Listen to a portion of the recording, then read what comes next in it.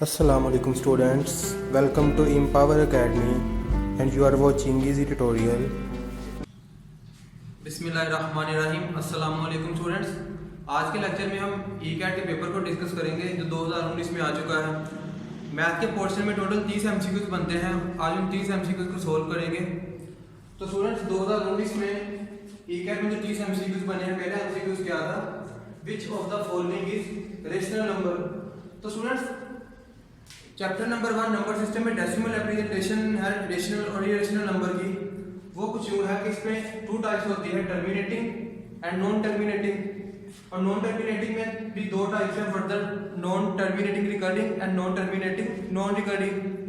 Terminating वो number होते हैं जिनका जो डेसिमल पार्ट है वो फाइनाइट होता है, लेकिन जो नॉन टर्मिनेटिंग होते हैं उसमें डेसिमल पार्ट जो है 3745 ये मतलब इनफाइनाइट होता है।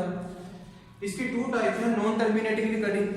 नॉन टर्मिनेटिंग रिकरिंग में ये होगा कि जो डेसिमल पार्ट है उसमें एक पीरियोडिक मैनर होगा, जैसा कि 1.2222 इस तरह 1.3434 मतलब इस तरह एक पीरियोडिक मैनर होगा डेसिमल पार्ट में। लेकिन जो नॉन टर्मिनेटिंग रिकरिंग है उसमें क्या होगा 1.312568 इसके अंदर कोई पीरियोडिक मैनर नहीं होगा, लेकिन इसका डेसिमल पार्ट क्या होगा इनफाइनाइट। और स्टूडेंट्स जो टर्मिनेटिंग और नॉन टर्मिनेटिंग रिकरिंग होते हैं ये होते हैं रैशनल नंबर, और जो नॉन टर्मिनेटिंग नॉन रिकरिंग है ये होते हैं इरेशनल नंबर। तो स्टूडेंट्स पाई स्क्वायर रूट 2 और ई स्क्वायर की वैल्यू कुछ ये आ रही है, ये तीनों नंबर जो है वो है नॉन टर्मिनेटिंग नॉन रिकरिंग, तो ये तीनों क्या होंगे इरेशनल। लेकिन 16.333 इसके अंदर डेसिमल पार्ट में एक पीरियोडिक मैनर है, तो हम कह सकते हैं कि ये नॉन टर्मिनेटिंग रिकरिंग होगा। तो नॉन टर्मिनेटिंग रिकरिंग जो होते हैं ये नंबर रेशनल नंबर ही होते हैं, तो इसका एमसीक्यू ए ठीक होगा। स्टूडेंट्स सेकंड एमसीक्यू डिस्कस कर लेते हैं। एमसीक्यू नंबर 2 क्या है, let R, V, Q and denote the sets of real, integer, rational and natural number. Which of the following is correct? तो स्टूडेंट्स वेन डायग्राम की मदद से समझते हैं। सबसे पहले हमारे पास नेचुरल नंबर का सेट आता है, देन होल नंबर का, देन इंटीजर, फिर आता है हमारे पास रेशनल नंबर का सेट, देन रेशनल और इरेशनल नंबर मिलके रियल नंबर बनाते हैं। तो ये कुछ यूं होगा, n जो सबसेट है वो होल नंबर का है, होल नंबर जो है वो सबसेट है इंटीजर्स का, और इंटीजर सबसेट है रेशनल नंबर का, और रेशनल नंबर सबसेट है रियल नंबर का। तो स्टूडेंट्स ए में क्या है कि n जो है वो सबसेट है रेशनल का, मतलब n सबसेट है रेशनल का, ठीक बात कही है। और रेशनल आगे क्या है रियल नंबर का सबसेट है, तो ए करेक्ट होगा। सेकंड देख लेते हैं, नेचुरल नंबर का सेट है वो इंटीजर का सबसेट है, तो नेचुरल इंटीजर का सबसेट बनता है, और इंटीजर आगे रेशनल नंबर का भी सबसेट बनता है, और रेशनल आगे रियल नंबर का सबसेट बनता है, मतलब सेकंड भी करेक्ट है। थर्ड में क्या है, नेचुरल सबसेट है इंटीजर का, तो नेचुरल इंटीजर का सबसेट है, देन इंटीजर आगे रियल का सबसेट बनता है, तो जो इसका एमसीक्यू ये तीनों करेक्ट होंगे। स्टूडेंट्स ये तो दूसरा एमसीक्यू नंबर 3 पे बात कर लेते हैं। थर्ड एमसीक्यूज में क्या होगा, a valid expression for the shaded in the following diagram is. Students एक वेन डायग्राम दी है, हमने बताना है कि ये चारों में से किसकी वेन डायग्राम है। तो चारों को सोल्व करके देख लेते हैं इनकी वेन डायग्राम क्या क्या आती है, जिसकी मैच कर देगी तो वो ऑप्शन करेक्ट होगा। ऑप्शन ए है A intersection B union C, ये ए बी और सी को ड्रा कर लीजिए, ये ए है, ये बी है और ये सी है। ए इंटरसेक्शन बी क्या होगा, ये जो रीजन है ये ए इंटरसेक्शन बी होगा। यूनियन सी का मतलब है कि सी का सारा सेट इन्वॉल्व होगा, तो ये सारा सेट आ जाएगा। तो स्टूडेंट्स हम देख सकते हैं कि ये ऑप्शन ए है, इसकी डायग्राम आपस में मैच नहीं करती, तो ये इनकरेक्ट होगा। बी को देख लेते हैं, 3 सेट ड्रा कर लिए, ए ये हो गया बी और ये हो गया सी। तो इसमें क्या है A intersection B intersection C का कॉम्प्लीमेंट, मतलब कि जो इन तीनों का इंटरसेक्शन है इसमें सी का कॉम्प्लीमेंट है, तो सी वाला पार्ट इन्वॉल्व नहीं होगा। तो ए बी ये इंटरसेक्शन था, तो सी वाला पार्ट इन्वॉल्व नहीं होगा, हमारे पास सिर्फ आएगा ए इंटरसेक्शन बी, क्योंकि सी का कॉम्प्लीमेंट आ गया है। यूनियन किसके साथ है? सी के साथ, तो मतलब कि सी का सारा सेट ही आ जाएगा, ये सी का सारा सेट। तो स्टूडेंट्स ये भी इससे मैच नहीं करती, सी को डिस्कस कर लेते हैं।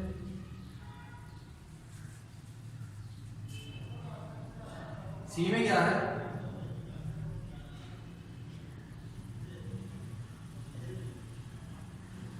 ए इंटरसेक्शन बी इंटरसेक्शन सी का कॉम्प्लीमेंट, मीन ये पार्ट आएगा। Union A complement intersection C, mean ये वाला पार्ट खत्म हो जाएगा, इंटरसेक्शन सी आएगा, तो सिर्फ ये वाला पार्ट इन्वॉल्व होगा। स्टूडेंट ये भी डायग्राम वेन डायग्राम इससे मैच नहीं करती, डी को देख लेते हैं, ऑप्शन वही करेक्ट होगा। डी में क्या है?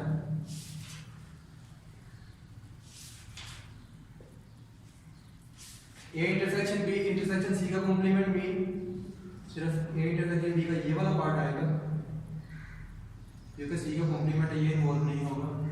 यूनियन ए का कॉम्प्लीमेंट बी का कॉम्प्लीमेंट, मतलब ए भी इन्वॉल्व नहीं होगा और बी भी इन्वॉल्व नहीं होगा, तो यूनियन लेंगे हम सी के साथ, तो सी में ए और बी का कॉम्प्लीमेंट वाला पार्ट नहीं होगा, मीन ये और ये पार्ट ए और बी का ये इन्वॉल्व नहीं होगा, और सी क्या आएगा? फिर सी का इतना पार्ट खत्म हो जाएगा due to A complement B complement, तो हमारे पास सिर्फ सी का इतना हिस्सा आएगा। तो ये डायग्राम इससे मैच हो गई है, सेम है दोनों डायग्राम, तो डी ऑप्शन जो सा है वो करेक्ट होगा। ये था एमसीक्यूज नंबर 3। 4 को डिस्कस कर लेते हैं। एमसीक्यूज नंबर 4 क्या है? The complex variable g equal to e की power minus iota theta t is defined for t real. The modulus of g, हमने इसका मॉडुलस फाइंड करना है। मॉडुलस का फार्मूला क्या होता है? x square plus y square का स्क्वायर रूट। तो स्टूडेंट्स पहले हम इसे आइलर फार्मूला की मदद से हल करेंगे। फार्मूला क्या है? e की power iota theta equal to होता है cos theta plus iota sin theta. तो ये हमारे पास क्या है? e की power minus iota theta t। तो ये इसके ऊपर जब हम माइनर फार्मूला लगाएंगे तो ये कुछ यूं बनेगा cos minus theta t plus iota sin minus theta t, क्योंकि एंगल मल्टीप्लाई होगा तो एंगल क्या है? Theta t। स्टूडेंट्स cos के साथ जब भी कोई नेगेटिव एंगल होता है तो वो cos थीटा आ जाता है, और sin का जब एंगल माइनस थीटा लेते हैं तो वो माइनस sin थीटा के इक्वल होगा। तो ये हमारे पास यहाँ से कुछ यूं आ जाएगा cos थीटा t, ये माइनस बाहर आ जाएगा minus iota sin theta t। तो ये हमारे पास x है और ये y है। फार्मूले में वैल्यू पुट कर देते हैं मॉडुलस के, तो ये हमारे पास बनेगा cos square theta t plus sin square theta t, जो कि 1 के इक्वल है। तो इस कॉम्प्लेक्स वेरिएबल का मॉडुलस क्या होगा?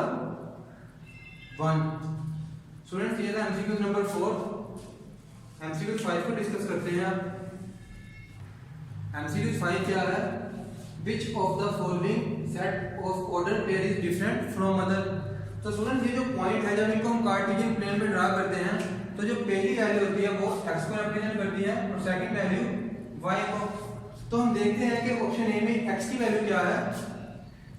x की वैल्यू है 1 3 5 और y की वैल्यू क्या है? 2 4 6। सेकंड में x की वैल्यू क्या है? 3 1 5 और y की वैल्यू क्या है?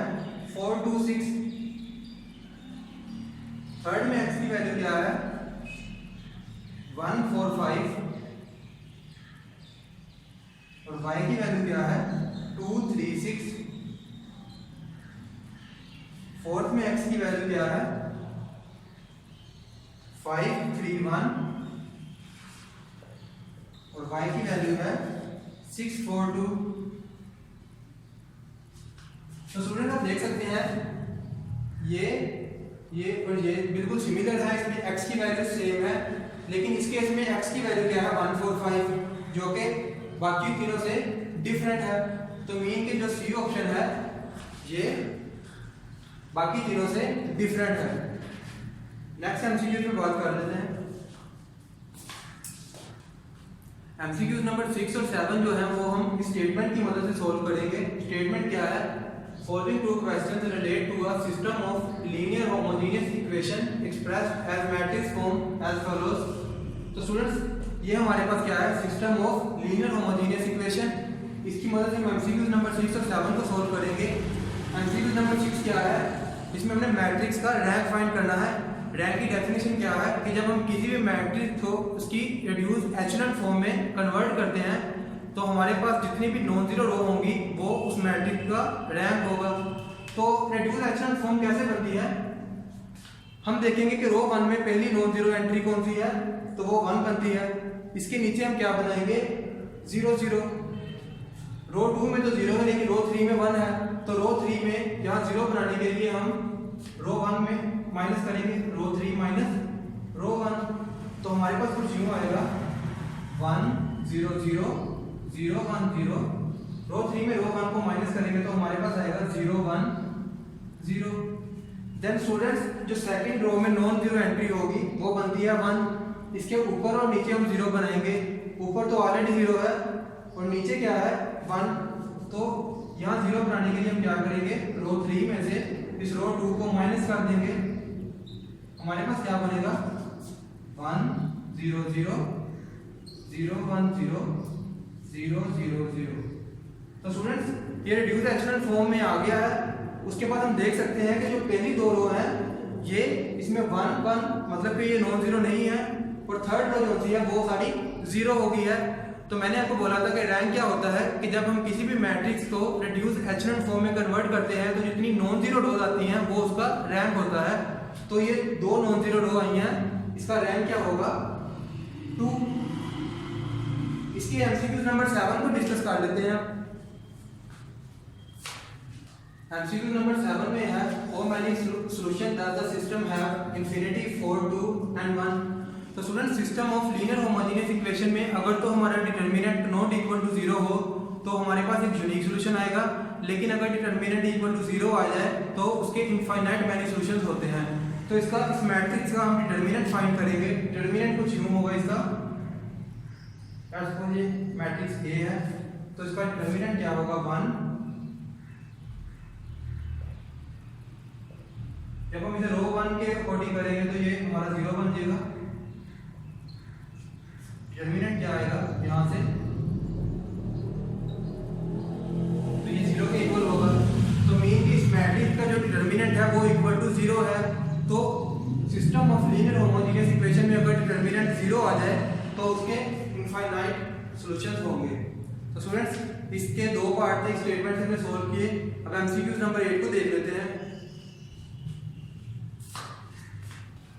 एमसीक्यू नंबर 8 है for what value of b does the quadratic equation y is equal to ax² plus 2bx plus a intersect x axis at a single point. तो student इसका graph कुछ यूं होगा, मतलब कि एट x एक्सिस पे intersect करेगा। तो हमने बताना है कि b की क्या वैल्यू होगी। तो हम देख सकते हैं कि ये पॉजिटिव फर्स्ट क्वाड्रेंट में है तो इसके जो रूट्स होंगे वो इक्वल और रियल होंगे। रूट्स होंगे वो इक्वल एंड रियल होंगे। तो इसके लिए डिस्क्रिमिनेंट का फार्मूला क्या है? डिस्क्रिमिनेंट होगा इक्वल टू 0 के, जो कि है b² - 4ac इक्वल टू 0। तो स्टूडेंट्स इसमें इस इक्वेशन में अगर a की वैल्यू a के इक्वल है, b 2b के इक्वल है और c की वैल्यू जो सी है वो a के इक्वल है। इसमें पुट कर देते हैं b की वैल्यू है 2b² - 4, a की वैल्यू है a और c की वैल्यू है a इक्वल टू 0। सोल्व करेंगे तो हमारे पास आएगा 4b² - 4a²। तो स्टूडेंट्स यहाँ से 4b² इक्वल टू 4a², इसको सिंप्लीफाई कर लेते हैं। हमारे पास क्या बनेगा? b दोनों तरफ स्क्वायर रूट लेंगे तो हमारे पास बनेगा b इक्वल टू +- a। तो b ऑप्शन करेक्ट होगा। नेक्स्ट एमसीक्यूज को देख लेते हैं। एमसीक्यूज नंबर 9 है, a committee of national assembly comprises of 4 male and 3 female. इस कमेटी से एक सब कमेटी बनानी है। इस sub committee consisting of 2 male and 2 female, how many different possible combination. तो स्टूडेंट्स, कमेटी में कितने मेल थे? 4 मेल थे और फीमेल कितनी थी? 3। सब कमेटी में हमने कितने मेल लेने हैं? 2 मेल लेने हैं। मीन के कमेटी में 4 मेल थे टोटल, उसमें से जब नई कमेटी एक बनानी है तो 2 मेल चाहिए और इस कमेटी में 3 फीमेल थी और जो हमने सब कमेटी बनानी है उसमें 2 फीमेल हैं। जब हम इसे सॉल्व करेंगे ये हमारे पास किसके इक्वल होगा? 18 के। मतलब कि 18 पॉसिबल डिफरेंट कॉम्बिनेशन बनेंगे। ये एमसीक्यू नंबर 9। नेक्स्ट एमसीक्यू पे बात कर लेते हैं। एमसीक्यू नंबर 10 क्या है? अ bag contain 4 red ball, 3 green and 1 blue ball. A student picks 2 balls from the bag after another without replacement. Given first ball picked is blue, what is the possibility second ball is also blue? तो students, let's suppose ये हमारे पास एक bag है, इसके अंदर 4 red balls हैं, 3 green balls हैं और 1 ब्लू बॉल है। इसमें हमने कोई 2 बॉल पिक करनी है और बाहर निकालनी है बाय विदाउट रिप्लेसमेंट। मतलब कि हमने एक बॉल निकाल ली है, उसे दोबारा अंदर नहीं रख सकते, वो बॉल बाहर रहेगी। देन हम अगेन अगली बॉल को इसे पिक करेंगे। तो उन्होंने क्या बोला है? Given first ball picked is blue. मतलब कि एक बॉल हमने ब्लू बाहर निकाल ली तो ये ब्लू बॉल यहाँ पे आ गई, तो यहाँ पे क्या बचा? 0। विदाउट रिप्लेसमेंट है तो इस बॉल को हम दोबारा अंदर नहीं रख सकते हैं, यहाँ पे ब्लू अब नहीं रही। तो उन्होंने बोला है What is the possibility second ball is also blue? तो स्टूडेंट्स, यहाँ बैग के अंदर ब्लू बॉल तो हमने बाहर निकाली थी क्योंकि वो एक ही बॉल थी, तो इसके अंदर अब दूसरी कोई ब्लू बॉल नहीं बची, तो उसकी पॉसिबिलिटी क्या है? 0। तो ये करेक्ट ऑप्शन है। नेक्स्ट एमसीक्यूज को डिस्कस कर लेते हैं। एमसीक्यूज नंबर 11 क्या है कि अगर हम लॉग लें इस एक्सप्रेशन का, ये जो फ्रैक्शन लिखी है, तो y की क्या वैल्यू आएगी हमारे पास? स्टूडेंट, इसको अगर हम सिंप्लीफाई करें तो हमारे पास कुछ u बनेगा। स्क्वायर रूट 1/2 के इक्वल होता है और इस क्यूब को इस तरह भी लिखा जा सकता है 3/2 और डिनोमिनेटर में होगा -3। x - 3 को हम ऊपर ले जाएंगे तो हमारे पास बनेगा 1/2 x की पावर 3/2 x की पावर 3। इनको जब हम मल्टीप्लाई करेंगे तो पावर ऐड हो जाएंगी, तो कुछ यूं एक्सप्रेशन बनेगा 1/2 प्लस 3/2 प्लस 3। तो ये बनेगा हमारे पास x की पावर 5। तो इस एक्सप्रेशन की जगह पे हम लिख देते हैं, ये जो फ्रैक्शन है ये आई है इक्वल x की पावर 5 के। तो स्टूडेंट, ये जो पावर है 5, लोगारिथम का कानून क्या कहता है कि इस पावर को हम स्टार्ट में लेके आ सकते हैं कुछ इस तरह 5 log x। तो स्टूडेंट, हम जानते हैं कि जो log होता है, लोग हम किसी भी नंबर का log फाइंड करें और वो नंबर जिस बेस पे हम फाइंड कर रहे हैं वो दोनों इक्वल हो तो ये इक्वल टू 1 होगा। मीन के ये जो फैक्टर है ये 1 के इक्वल होगा, तो हमारा आंसर क्या आएगा? 5। तो सी ऑप्शन है वो करेक्ट होगा। नेक्स्ट एमसीक्यूज को डिस्कस कर लेते हैं। एमसीक्यू नंबर 12 में क्या है? Find a positive value of x। तो स्टूडेंट्स, हमने इसको सोल्व करके x की वैल्यू फाइंड करनी है। हम देख सकते हैं कि यहाँ पे बेस 3 है और यहाँ पे बेस क्या है? 9। अगर हम दोनों बेसिस को सेम कर दें तो हमारे लिए x की वैल्यू फाइंड करनी काफी इजी रहेगी। चेंज ऑफ बेस फार्मूला क्या होता है? चेंज ऑफ बेस फार्मूला हमारे में क्या होता है कि अगर हम log लें किसी नंबर x का अकॉर्डिंग टू बेस a, हमने इस बेस a को b में चेंज करना है log bx, तो हम इस बेस का log लेंगे log a according to base जिसमें हमने चेंज किया है b। तो यहाँ हमने log, ये 9 बेस है, इसको 3 में कन्वर्ट करना है, मतलब कि log 9 to x - 1, इसको हमने चेंज करना है बेस 3 में। इससे हमारी लेफ्ट हैंड साइड और राइट हैंड साइड की बेस सेम हो जाएगी। तो log 9 से जब log 3 में जाएंगे हम, ये log बेस 3 में जाएंगे तो ये नंबर एज इट इज आ जाएगा, इसका log लेंगे और डिनोमिनेटर में हम जिस बेस से हमने चेंज किया, मतलब कि बेस 9 है, इसको चेंज किया है, तो इस बेस का हम log लेंगे अकॉर्डिंग टू न्यू बेस जिसमें हमने चेंज किया है। तो ये हमारे पास क्या बनेगा, log 3x equal to log 9 to x minus 1 की वैल्यू क्या है, log 3 2x minus 1 over log 3 9। तो हम देख सकते हैं कि बेसिस सेम हो चुकी हैं।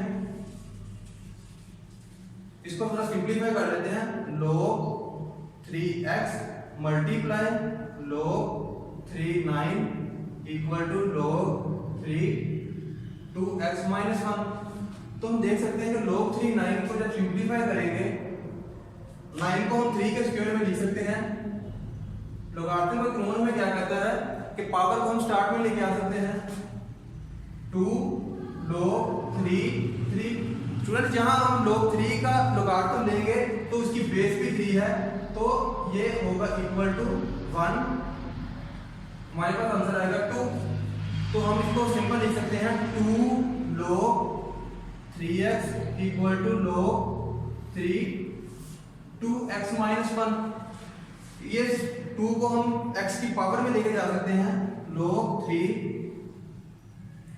x के बन जाएगा log 3 2x minus 1।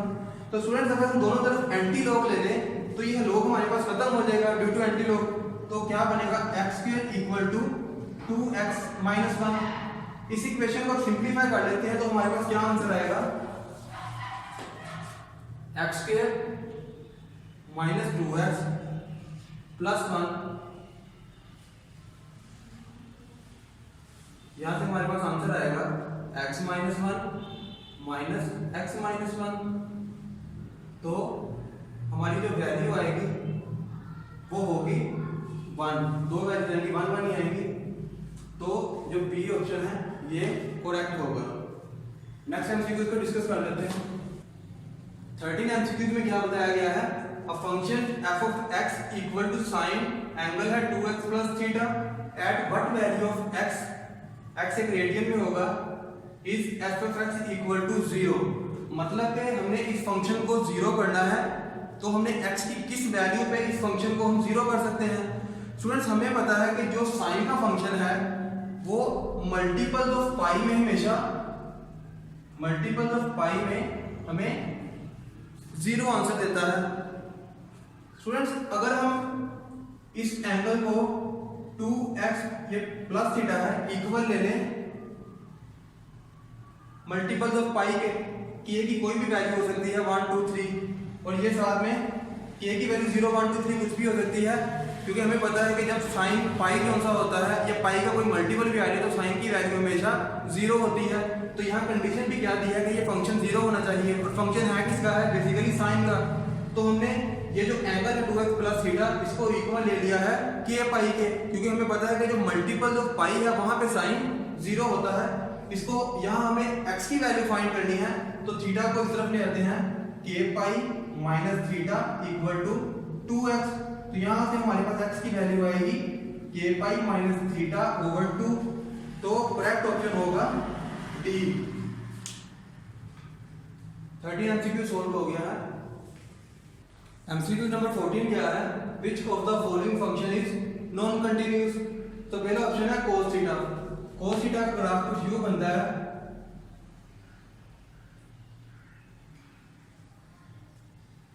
तो हम इस ग्राफ को देख के बता सकते हैं कि cos थीटा एक कंटिन्यूअस फंक्शन होगा। नेक्स्ट है sin थीटा। तो sin थीटा का ग्राफ होता है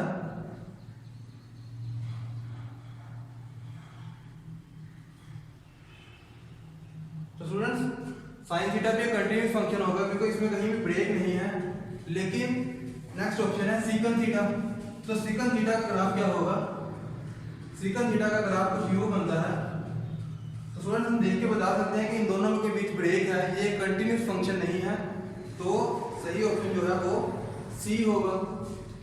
नेक्स्ट एमसीक्यू देख लेते हैं। स्टूडेंट्स एमसीक्यू नंबर 15 में हमें x की वैल्यू को फाइंड करना है। तो हम देख सकते हैं कि ये फार्मूला हमको इस तरह ओपन कर देते हैं, a माइनस बी का square equal to a square plus B square minus 2ab। तो जब इसका स्क्वायर ओपन करेंगे तो हमारे पास क्या बनेगा, sine square 22.5 degree plus cos square 22.5 degree minus 2, ये दोनों मल्टीप्लाई हो जाएंगे तो क्या बनेगा, sine 22.5 degree into cos 22.5 degree. तो स्टूडेंट्स हमने फार्मूला पढ़ा है cos square theta plus sine square theta equal to 1। Mean के अगर दोनों एंगल सेम हो और उनका हम स्क्वायर लें, साइन और कोस को ऐड करें तो हमारे पास 1 आना चाहिए। तो यहाँ भी एंगल सेम है, दोनों के ऊपर स्क्वायर है, तो ये इक्वल हो जाएगा 1 माइनस। तो स्टूडेंट्स ये किस फार्मूले से होगा, साइन 2 थीटा इक्वल टू होता है 2 साइन थीटा कोस थीटा।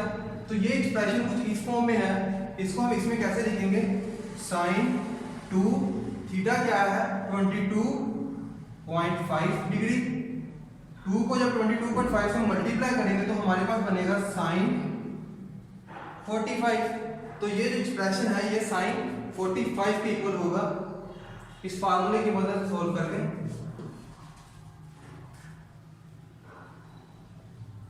इसको कैसे लिखेंगे, साइन 22.5 यहां से आएगा हमारे पास साइन 45 1 माइनस साइन 45 की क्या वैल्यू होती है 1/√2। तो जो करेक्ट ऑप्शन होगा वो हमारे पास होगा बी। एमसीक्यू नंबर 16 डिस्कस करते हैं। एमसीक्यू नंबर 16 में क्या है कि हमने इस सीरीज को सोल्व करना है, इसका समेशन लेना है -∞ टू +∞ और x की वैल्यू को फाइंड करना है। स्टूडेंट्स हम x को 0.5 को 1/2 लिख सकते हैं, तो इसमें वैल्यू पुट करें। सबसे पहले हम लिमिट ले लेते हैं n इक्वल टू -∞ टू 0 और इस लिमिट को हम ब्रेक कर रहे हैं। नेक्स्ट लिमिट ले लेते हैं n इक्वल टू 0 टू +∞। तो ये एक्चुअल में क्या बन गया, -∞ टू +∞। 0.5 को हमने लिख सकते हैं 1/2 की पावर n 1/2 की पावर n। तो स्टूडेंट्स ये जो लिमिट है ये -∞ टू 0 जा रही है। अगर हम इस फंक्शन में ये 1/2 की पावर n, अगर हम n की वैल्यू लें -3, तो जब हम इसे सोल्व करेंगे तो ये बनेगा 2 क्यूब, क्योंकि डिनोमिनेटर में 2 की पावर -3 है, जब इसको ऊपर लेके जाएंगे तो ये बनेगा 2 की पावर 3, तो ये हमारे पास आएगा 8। मतलब कि अगर हम नेगेटिव पावर लेते रहे तो हमारी जो फंक्शन है वो इंक्रीज करता रहेगा।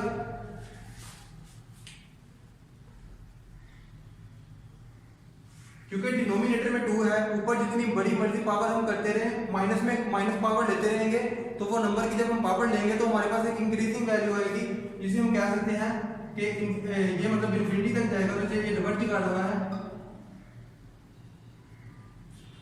इस फंक्शन में क्या होगा, 0 टू +∞ जा रहे हैं। अगर हम 1/2 की पावर 2 लें तो ये बनता है 1/4।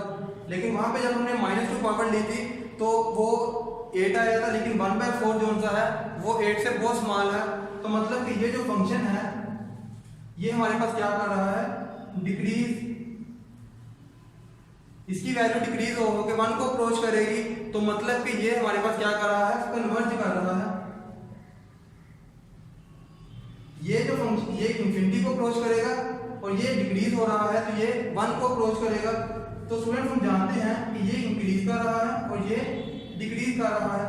डिवर्जेंस प्लस कन्वर्जेंस, तो हमारे पास जो रिजल्ट आता है इन दोनों का वो आता है डिवर्जेंस। स्टूडेंट्स डिवर्जेंस पे लिमिट एग्जिस्ट नहीं करती। कोई भी फंक्शन है जब उसकी लिमिट एग्जिस्ट ना करे या वो अनडिफाइन हो तो उसका इस तरह का कोई आंसर नहीं आएगा, बल्कि वो अनडिफाइन है लिमिट, तो उसमें लिमिट एग्जिस्ट नहीं करती, तो वो आंसर क्या होगा, इंफिनिटी। नेक्स्ट एमसीक्यू डिस्कस कर लेते हैं।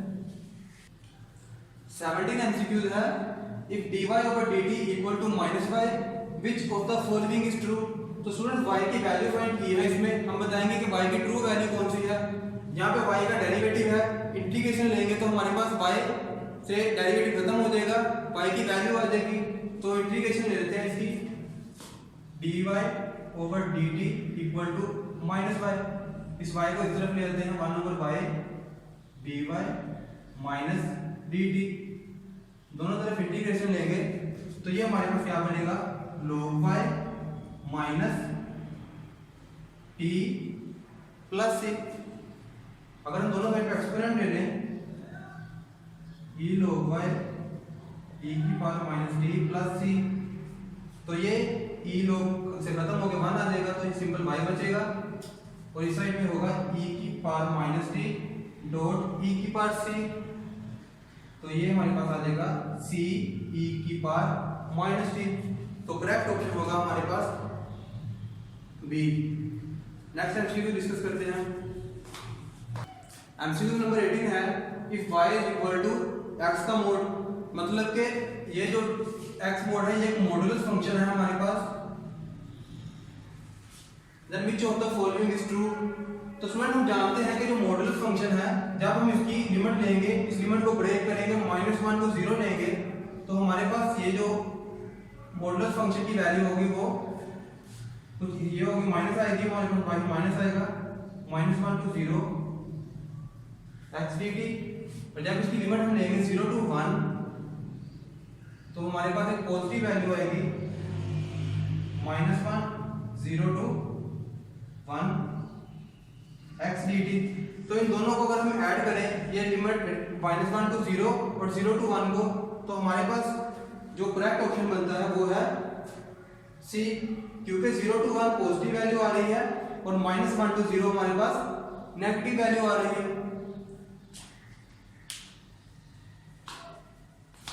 स्टूडेंट्स एमसीक्यू 19 को हम स्टेटमेंट की मदद से सॉल्व करेंगे।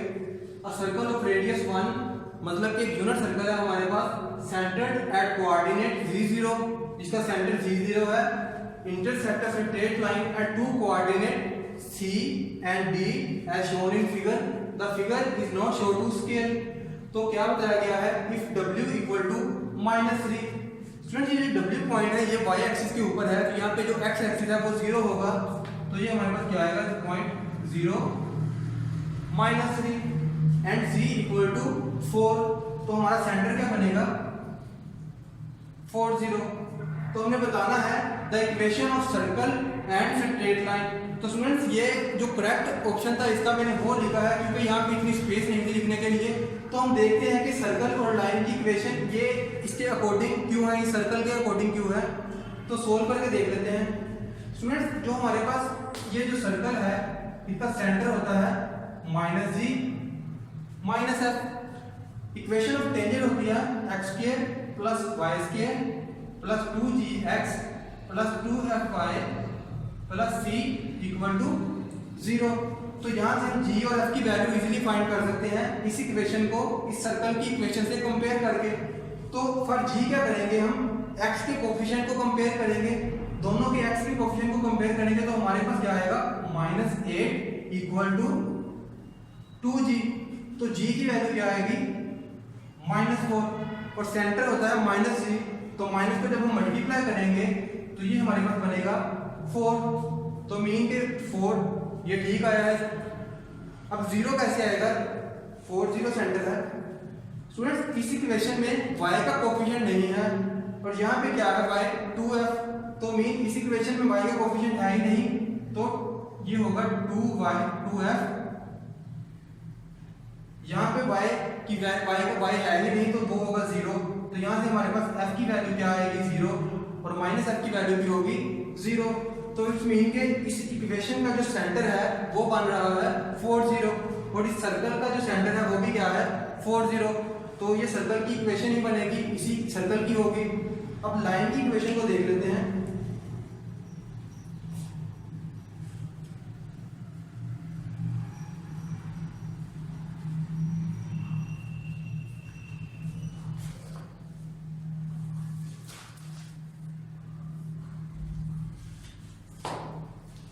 ये हमारे पास है = 0। तो स्टूडेंट्स हम कैसे बताएंगे कि ये जो लाइन की इक्वेशन है वो इसी लाइन की इक्वेशन है। स्टूडेंट्स ये जो लाइन है ये x एक्सिस पे इंटरसेक्ट कर रही है, एट जब वो x एक्सिस पे इंटरसेक्ट करेगी तो इस पॉइंट इस जगह पे जो y की वैल्यू है वो 0 होगी। तो यहाँ पे हम 0 वैल्यू पुट करके अगर तो हमारा x जो है वो 3 आ जाए तो हम क्या करेंगे कि ये जो लाइन की इक्वेशन है वो इसी लाइन की इक्वेशन है। तो at x intersect y equal to 0, इसी इक्वेशन में जब 0 पुट करेंगे y को तो हमारे पास बचेगा minus x plus 3 equal to 0 और x की क्या वैल्यू आएगी 3। तो आप देख सकते हैं कि ये पॉइंट क्या है, इस पे x की वैल्यू 3 आ रही है। तो मतलब कि ये जो लाइन की इक्वेशन है वो इसी लाइन की इक्वेशन है, मतलब ये जो ऑप्शन है ये करेक्ट होगा। और बाकी तीन में इन्हीं जो सर्कल और लाइन की इक्वेशन को चेंज किया गया है वो ऑप्शन रॉन्ग होंगे। नेक्स्ट ऑप्शन, नेक्स्ट एमसीक्यूज को हम डिस्कस कर लेते हैं। एमसीक्यू 20 है, what are the point of intersection of the equation of circle and line. Circle और लाइन की इक्वेशन दी है, सर्कल है उसके एक लाइन इंटरसेक्ट कर रही है 2 पॉइंट पे ए एंड बी, और पूछा गया है कि वो 2 पॉइंट्स कौन से बनते हैं। उसके लिए 4 ऑप्शन हैं। तो हम कैसे बता सकते हैं कि इनमें से कौन से पॉइंट ऐसे हैं जो इस लाइन की इक्वेशन को सेटिस्फाई करेंगे। तो स्टूडेंट ये सिंपल, हम इन पॉइंट्स को इस लाइन की इक्वेशन में पुट करेंगे, जो पॉइंट्स वेरीफाई करेंगे तो हम बता सकते हैं कि ये जो लाइन है उसके इंटरसेक्शन पॉइंट वो बनेंगे, क्योंकि अगर वो इक्वेशन को इस लाइन की इक्वेशन को सेटिस्फाई करते हैं। सबसे पहले है 2 0 को 2 मतलब कि x2 है और y क्या है 0। तो अगर हम x2 पुट करें y हमारा 0 होना चाहिए, y minus 2 plus 2 equal to 0। तो मतलब कि एक पॉइंट कौन सा है वो वेरीफाई हो गया है। दूसरा पॉइंट है 3 1, अगर x3 पुट करें तो y की वैल्यू 1 आनी चाहिए। 3 पुट करेंगे y minus 3 plus 2 y minus 1 equal to 0, y equal to 1। तो मतलब कि ये दूसरा पॉइंट भी वेरीफाई हो गया है। तो करेक्ट ऑप्शन होगा ए। ये तीनों ऑप्शन इनकरेक्ट होंगे। इनमें से कोई एक सोल्व करके भी देख लेते हैं कैसे इनकरेक्ट होंगे। जैसा कि बी में मैं पहला पॉइंट ले लेता हूँ 3 0, मतलब कि x 3 है। अगर मैं 3 को इस लाइन की इक्वेशन में पुट करूंगा तो मेरा y 0 आना चाहिए। 3 पुट किया y minus 3 plus 2 equal to 0, y minus 1 equal to 0, y equal to 1। तो स्टूडेंट्स ये पॉइंट वेरीफाई नहीं हुआ क्योंकि y की वैल्यू 0 होनी चाहिए थी, लेकिन यहाँ y की वैल्यू क्या आई है 1। इसका सेकंड पॉइंट भी देख लेते हैं। अगर x की वैल्यू 3 पुट करें इस लाइन की इक्वेशन में तो मेरा पॉइंट दूसरा y है वो 2 आना चाहिए। तो x की वैल्यू क्या है 3 plus 2 equal to 0, y equal to 1। तो मैंने बोला था कि y की वैल्यू 2 आनी चाहिए, यहाँ पे भी y की वैल्यू 1 आई है, तो ये भी पॉइंट वेरीफाई नहीं करेगा। इसी तरह जब बाकी पॉइंट्स को पुट करेंगे तो वो भी वेरीफाई नहीं करेंगे इस लाइन की इक्वेशन को। तो जो करेक्ट ऑप्शन होगा वो ए होगा। नेक्स्ट एमसीक्यू डिस्कस करते हैं। स्टूडेंट्स एमसीक्यू 21 को भी स्टेटमेंट की मदद से सॉल्व करेंगे। अ सर्कल ऑफ रेडियस 1, मतलब रेडियस 1 है तो ये यूनिट सर्कल बनता है, इसका रेडियस 1 होगा। और बाकी जो लाइन इंटरसेक्ट कर रही है वो पॉइंट सी और डी पे कर रही है, मतलब इसके अकॉर्डिंग ये डायग्राम बताई है। हमने इस एमसीक्यूज को सॉल्व करना है। What is angle theta if equation of circle and line is. Circle और लाइन की इक्वेशन हमें गिवन है, इसकी मदद से हमें बताना है कि ये जो एंगल बनता है ये एंगल की क्या वैल्यू है, कौन सा एंगल है ये। स्टूडेंट्स सबसे पहले हम इस सर्कल का रेडियस सेंटर फाइंड कर लेते हैं। ये सर्कल की इक्वेशन है, इसकी मदद से हम सेंटर फाइंड करेंगे। तो सेंटर क्या होता है basically minus g minus f. तो इक्वेशन ऑफ टेंजेंट है हमारे पास x square plus y square plus 2gx plus 2fy plus c equal to 0। तो स्टूडेंट्स यहाँ इस इक्वेशन के x कोफिशिएंट को इसके x कोफिशिएंट से कंपेयर करेंगे तो हमारे पास g की वैल्यू आ जाएगी। इसके y कोफिशिएंट को इस इक्वेशन के y कोफिशिएंट से इक्वेशन हम कंपेयर करेंगे तो हमारे पास f की वैल्यू आ जाएगी। तो ये x के कोफिशिएंट कंपेयर करेंगे तो हमारे पास आएगा -6 इक्वल टू 2g। यहाँ से g की वैल्यू क्या आएगी -3 और -g इक्वल होगा 3 के। तो मीन के ये आ गया +3। और हमारे पास f की वैल्यू क्या होगी, जब y के कोफिशिएंट हम कंपेयर करेंगे तो f की वैल्यू आएगी। तो यहाँ y का कोफिशिएंट क्या है 2f और यहाँ पे y है ही नहीं तो ये होगा 0 के इक्वल। तो यहाँ से हमारे पास -f क्या आएगा वो 0 आएगा। सेंटर क्या बनेगा 3 0।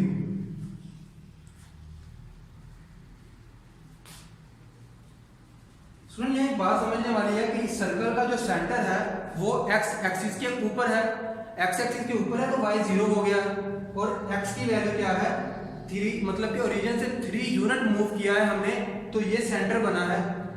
इसका यहाँ तक इस C पॉइंट तक डिस्टेंस बनता है 1, क्योंकि ये बेसिकली सर्कल का रेडियस है और उन्होंने बताया है कि ये एक यूनिट सर्कल है, तो यहाँ तक का डिस्टेंस हो गया 1, और टोटल डिस्टेंस जो यहाँ तक बनता है वो है 3। तो इसके अकॉर्डिंग ये जो लेंथ है O to C ये है, यहाँ मतलब हमने 2 पॉइंट मूव किया है लॉन्ग एक्स एक्सिस, तो ये पॉइंट आया है, तो इस पॉइंट की वैल्यू होगी 2 0। ये C पॉइंट होगा 2 0, क्योंकि ये एक्स एक्सिस के ऊपर है तो y तो ऑटोमेटिकली 0 होगा।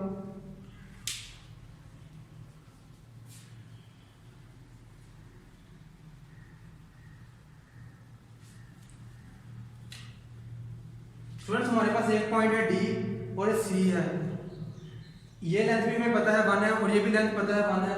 इस लेंथ को फाइंड करना है हमने, तो CD लेंथ के लिए हम फार्मूला लगाएंगे 2 पॉइंट फार्मूला 3 माइनस 2 स्क्वायर, ये डिस्टेंस फार्मूला इसे कहते हैं, प्लस 1 माइनस 0 का स्क्वायर। इसको सिंप्लीफाई करेंगे तो हमारे पास क्या आएगा स्क्वायर रूट 2, स्क्वायर रूट 2। तो स्टूडेंट्स हम देख सकते हैं अगर हम इस लेंथ का स्क्वायर लें वो इक्वल टू आती है इन दोनों के स्क्वायर को, बाकी दो लेंथों के स्क्वायर को ऐड करेंगे तो उसके, जब इसको हम सोल्व करेंगे तो left hand side right hand side के इक्वल आ जाएगी। और अगर हम देखें तो ये एक हमने पाइथागोरस थ्योरम अप्लाई किया है जो कि वेरीफाई हो गया है। पाइथागोरस थ्योरम क्या कहता है, हाइपोटेन्यूज का स्क्वायर इक्वल टू बेस का स्क्वायर प्लस परपेंडिकुलर का स्क्वायर। तो हाइपोटेन्यूज हमारा क्या बनता था इसके अकॉर्डिंग स्क्वायर रूट 2। तो इसके ऑपोजिट जो एंगल है थीटा वो एक राइट एंगल होगा, क्योंकि पाइथागोरस थ्योरम में हाइपोटेन्यूज हमेशा वो होता है जो थीटा के ऑपोजिट साइड है उसे ही हम हाइपोटेन्यूज लेते हैं। तो पाइथागोरस थ्योरम वेरीफाई हो गया है, तो इसकी मदद से हम बता सकते हैं कि ये जो थीटा की वैल्यू है वो थीटा 90 डिग्री होगा। तो ये एमसीक्यू 21 था। नेक्स्ट एमसीक्यू डिस्कस करते हैं। एमसीक्यू नंबर 22 में हमने इसका मैट्रिक्स का डिटरमिनेंट फाइंड करना है, तो वो कुछ यूं करेंगे, पहले हम कॉलम 1 में कॉलम 2 को ऐड करेंगे तो हमारे पास क्या बनेगा alpha plus beta plus gamma, alpha plus beta plus gamma, alpha plus beta plus gamma. तो स्टूडेंट जो कॉलम सेकंड कॉलम है ये एज इट इज आ जाएगा,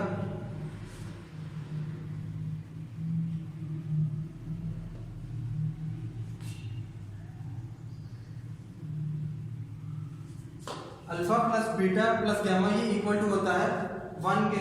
तो हमारे पास मैट्रिक्स क्या बनेगा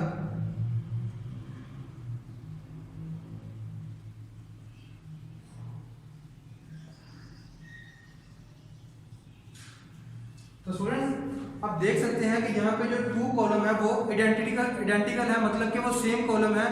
और जब भी कोई दो रो सेम हो जाए या दो कॉलम सेम हो जाए तो जब उसका डिटरमिनेंट लेंगे वो इक्वल टू आएगा 0 के।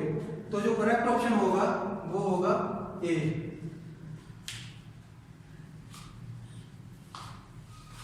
एमसीक्यू 23 है, the slope gradient of the curve is 15, मतलब कि इस इक्वेशन की जब स्लोप फाइंड करेंगे तो वो 15 के इक्वल होगी व्हेन x कोऑर्डिनेट्स आर, तो तब x की वैल्यू क्या होगी।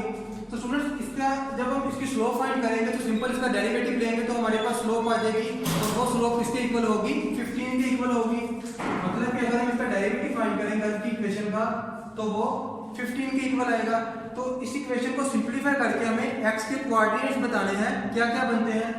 तो y का डेरिवेटिव फाइंड कर लेते हैं, वो हमारे पास कुछ यूं बनेगा 3x² माइनस 6x माइनस 9। तो ये जो स्लोप आ गई है इस कर्व की इक्वेशन की, ये 15 के इक्वल है।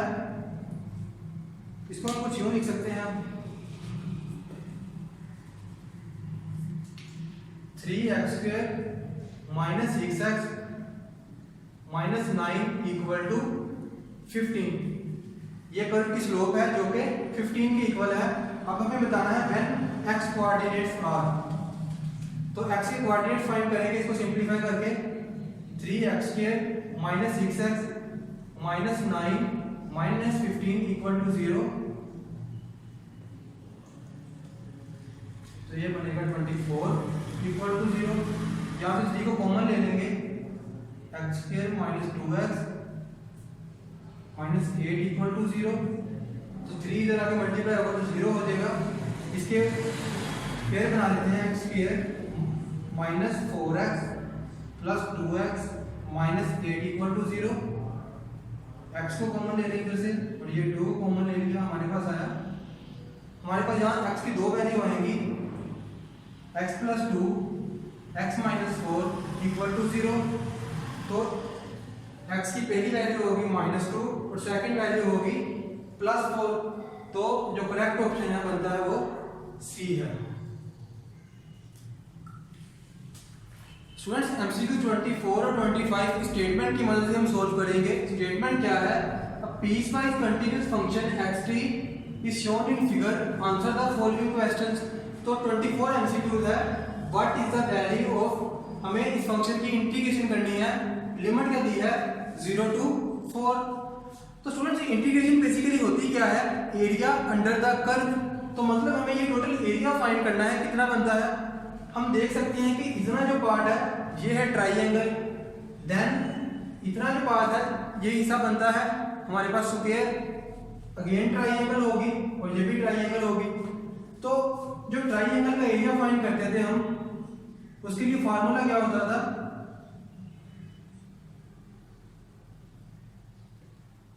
एरिया क्या, जब ट्राइंगल का एरिया फाइंड करते थे उसके लिए हम फार्मूला होता था 1/2 मल्टीप्लाई बेस मल्टीप्लाई हाइट। और जब हम स्क्वायर का एरिया फाइंड करते थे तो वो इक्वल होता था कि अगर स्क्वायर की साइड्स को हम x से रिप्रेजेंट करें तो इसका एरिया बनता है x²। तो अब हमें इसका एरिया फाइंड करना है, तो इस इंटीग्रेशन की लिमिट को ब्रेक कर लेते हैं। मतलब कि 0 to 1 ये ट्राइंगल है, तो 0 to 1 x of t dt plus 1 to 2 square है, 1 to 2 लिमिट लगा देंगे हम, देन 2 to 3 जो है वो अगेन ट्राइंगल बन रही है।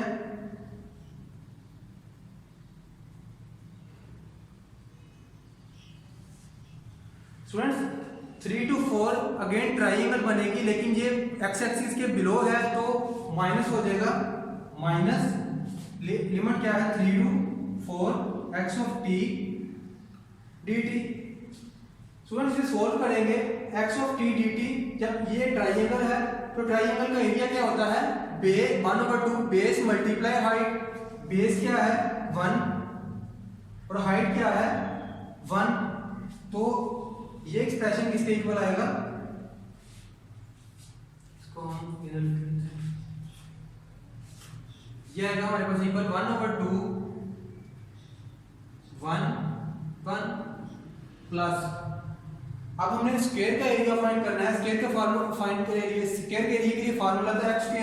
तो x क्या है? चारों साइड्स हैं इसकी, वो 1 के इक्वल है, ये भी 1 के इक्वल है, ये भी 1, ये भी 1 और ये भी 1, तो 1 का स्क्वायर आ गया। स्टूडेंट्स 2 to 3 लिमिट जब हम लगाएंगे तो हमारे पास भी ट्राइंगल बनेगी। तो ट्राइंगल का एरिया क्या है? 1/2 बेस क्या है इसकी? 1 और हाइट कितनी बनती है? वो भी 1 है, माइनस ये जो ट्राइंगल है इसका, ये भी इसका एरिया क्या होगा? 1/2 बेस इसकी भी 1 है और हाइट कितनी है? 0 to -1, मतलब कि इसकी हाइट 1 होगी। इसको सिंप्लीफाई करेंगे तो हमारे पास क्या बनेगा?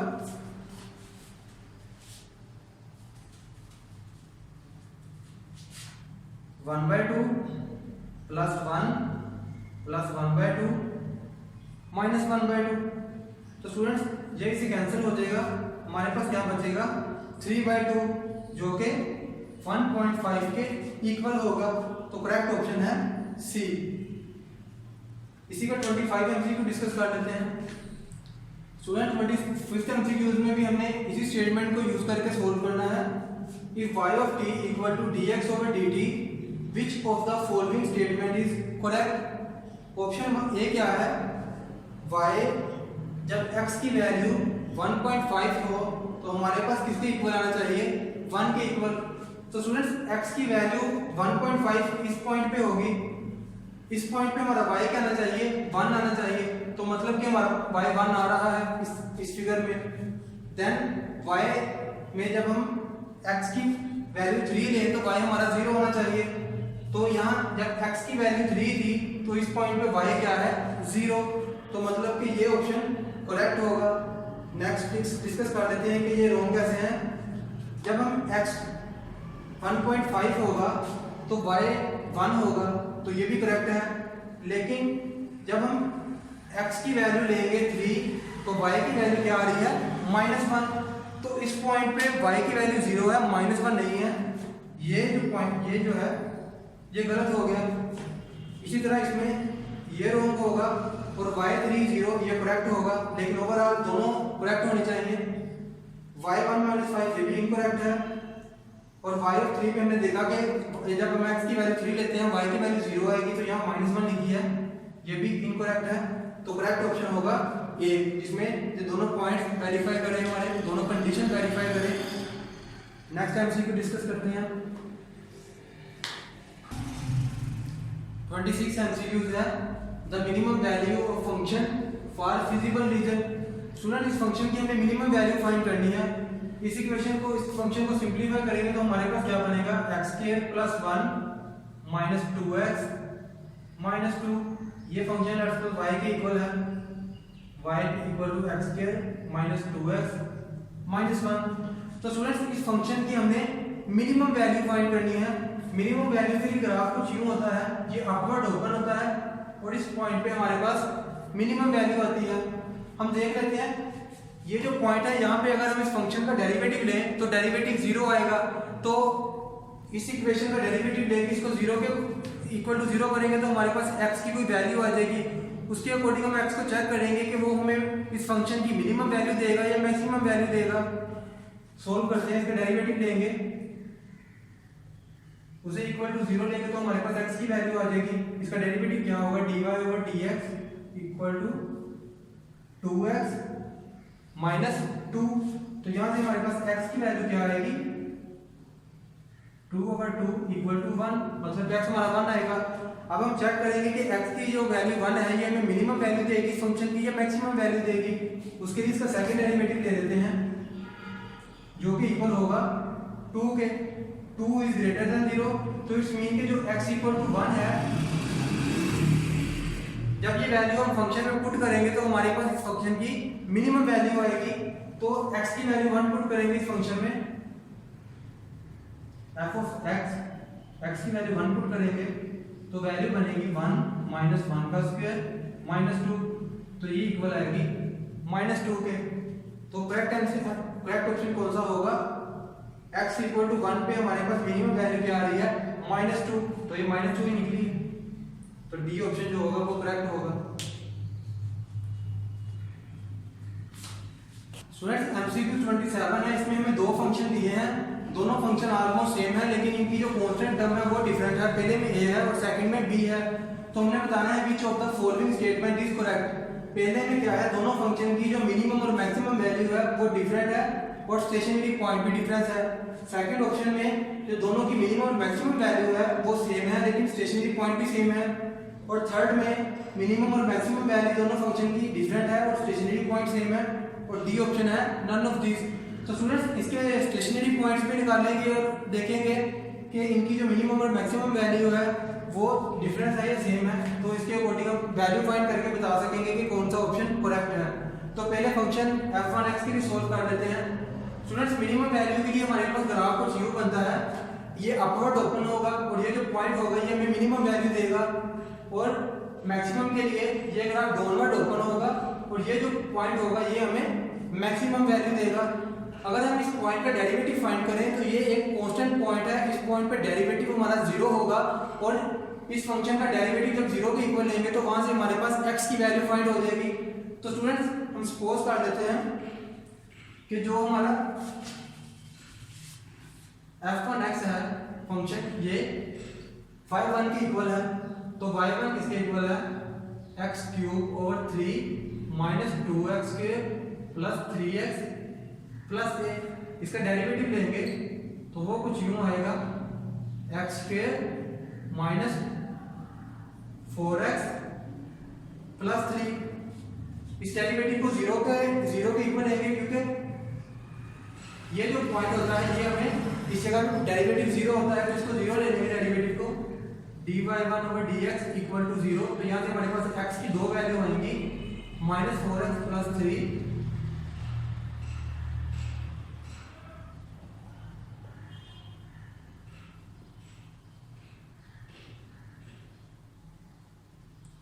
यहाँ से हमारे पास x की एक वैल्यू होगी 1 और सेकंड वैल्यू होगी 3।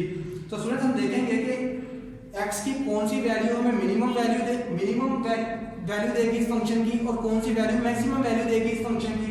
इसका सेकंड डेरिवेटिव ले लेते हैं। सेकंड डेरिवेटिव किसके इक्वल होगा 2x माइनस 4।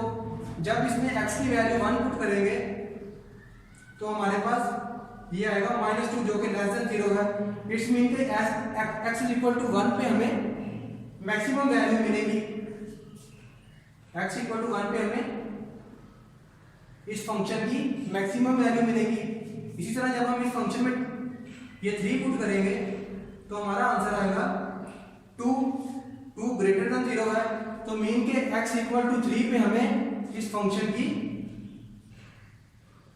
मिनिमम वैल्यू मिलेगी। तो स्टूडेंट्स को वैल्यू फाइंड कर लेते हैं। वैल्यू क्या होगी, x इक्वल टू 1 पुट करेंगे इसमें फंक्शन में, तो y1 क्या आएगा हमारा 1/3 माइनस 2 प्लस 3 प्लस 1। इसका हम एलसीएम ले लेते हैं 1 माइनस 6 प्लस 9, तो ये बनेगा 4/3 प्लस a। मीन के जो हमारा एक स्टेशनरी ये हमारी वैल्यू क्या आई है 4/3 प्लस a। इसके अकॉर्डिंग स्टेशनरी पॉइंट क्या होगा, x की वैल्यू 1 होगी तो हमारी जो मिनिमम वैल्यू हमारी जो मैक्सिमम वैल्यू आई है वो आई है 4/3 प्लस a। इस तरह students at x equal to 3 पे हम मिनिमम वैल्यू फाइंड करेंगे तो क्या आएगा, इस फंक्शन में 3 पुट कर देते हैं। y1 equal to 27/3 minus 2, x की वैल्यू 3 है प्लस 3 प्लस a। इसको सिंप्लीफाई करेंगे तो कुछ आएगा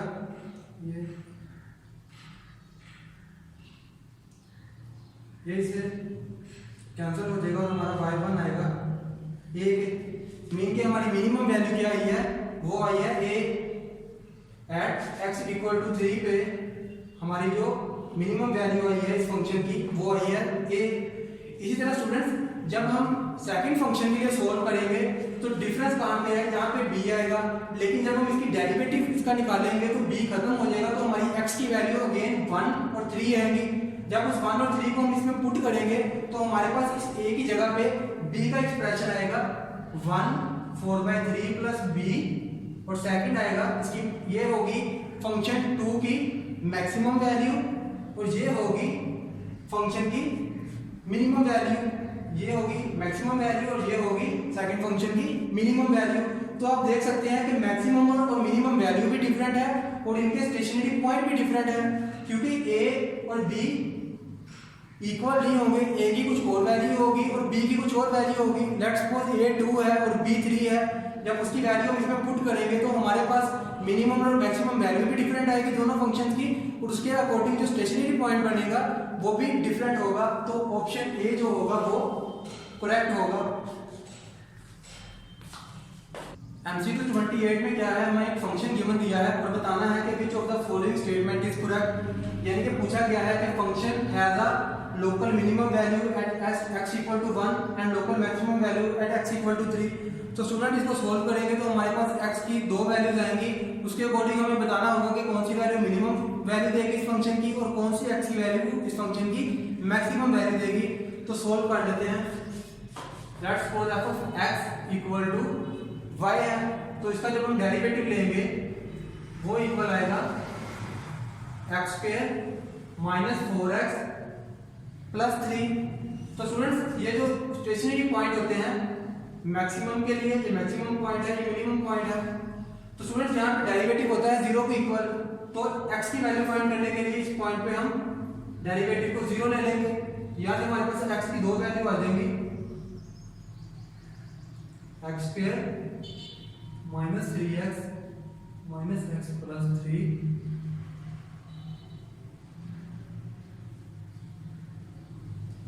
एक वैल्यू आ गई 1 और सेकंड वैल्यू आ गई 3। तो स्टूडेंट्स अब हमें देखना है कि x की किस वैल्यू के लिए ये फंक्शन मैक्सिमम वैल्यू देगा और x की किस वैल्यू के लिए ये फंक्शन मिनिमम वैल्यू देगा। उसके लिए हम क्या करेंगे, इस फंक्शन का सेकंड डेरिवेटिव ले लेंगे। सेकंड डेरिवेटिव होगा 2x माइनस 4। जब हम इसमें 1 पुट करेंगे तो हमारा आंसर आएगा -2, जो कि लेस देन 0 है। इट्स मीन दैट कि जो x इक्वल टू 1 है वो हमें देगा इस फंक्शन की मैक्सिमम वैल्यू। जब 3 पुट करेंगे इसमें तो हमारा आंसर आएगा 2, जो कि ग्रेटर है 0 से। इट्स मीन दैट कि जो x3 है वो हमें मिनिमम पॉइंट देगा इस फंक्शन का। तो करेक्ट ऑप्शन कौन सा बनता है, बी, क्योंकि यहाँ लिखा है function has local maximum at x equal to 1 and local minimum at x equal to 3। तो ये MCQ 28 सॉल्व हो गया है। स्टूडेंट्स MCQ 29 और 30 हम स्टेटमेंट की मदद से सॉल्व करेंगे। Answer the following question using diagram. ये हमें पैरेललोग्राम की डायग्राम दी है, इसकी मदद से हमने क्वेश्चन MCQ 29 और 30 को सॉल्व करना है। 29 MCQ क्या है, the angle theta between the line segment OA and OB। ये एक पैरेललोग्राम है, इसका लाइन सेगमेंट OA और OB के जो बिटवीन एंगल थीटा है हमने उसे फाइंड करना है। उसके लिए फार्मूला कुछ ये है, tan theta equal to m2 minus m1 over 1 plus m1 m2। तो स्टूडेंट्स m1 और m2 क्या है, स्लोप है। आप ले लें OB की स्लोप क्या है, वो है m1 और OA की स्लोप क्या है, m2। तो m1 फार्मूला पहले फाइंड कर लेते हैं। m1 क्या होगी, ये ओरिजिन है तो सिंपल y ओवर x होगा। y क्या है 1 और x क्या है 2। और इसी तरह जो m2 की वैल्यू आएगी वो होगी 3 ओवर 1, तो 3 आएगा।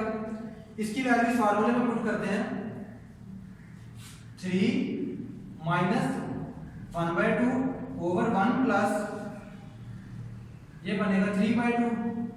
तो यहां से हमारे पास इसको सोल्व करेंगे तो वैल्यू आएगी 5/2 और नीचे भी क्या आएगी 5/2। जब इसको मजीद सिंप्लीफाई करेंगे तो हमारे पास 1 आएगा। तो tan थीटा की वैल्यू क्या आई है 1। थीटा की वैल्यू फाइंड करनी है, tan इनवर्स 1। तो स्टूडेंट्स tan किस एंगल पे हमें 1 वैल्यू देता है, 45 पे tan की वैल्यू, जब हम एंगल 45 लेते हैं तो tan की वैल्यू 1 आती है। तो जो करेक्ट ऑप्शन होगा इसका वो होगा 45। लास्ट MCQ डिस्कस कर लेते हैं। स्टूडेंट्स इस डायग्राम की मदद से हमने 30 MCQ को सोल्व करना है। MCQ number 30, if OACB is form parallelogram the coordinate B of a point C। हमने ये 3 पॉइंट्स हमें दिए हैं, इस C को हमें फाइंड करना है। इसको हम XY कह लेते हैं। स्टूडेंट्स पैरेललोग्राम में जो O और C का मिड पॉइंट होगा वो A और B के मिड पॉइंट के इक्वल होगा। मिड पॉइंट ऑफ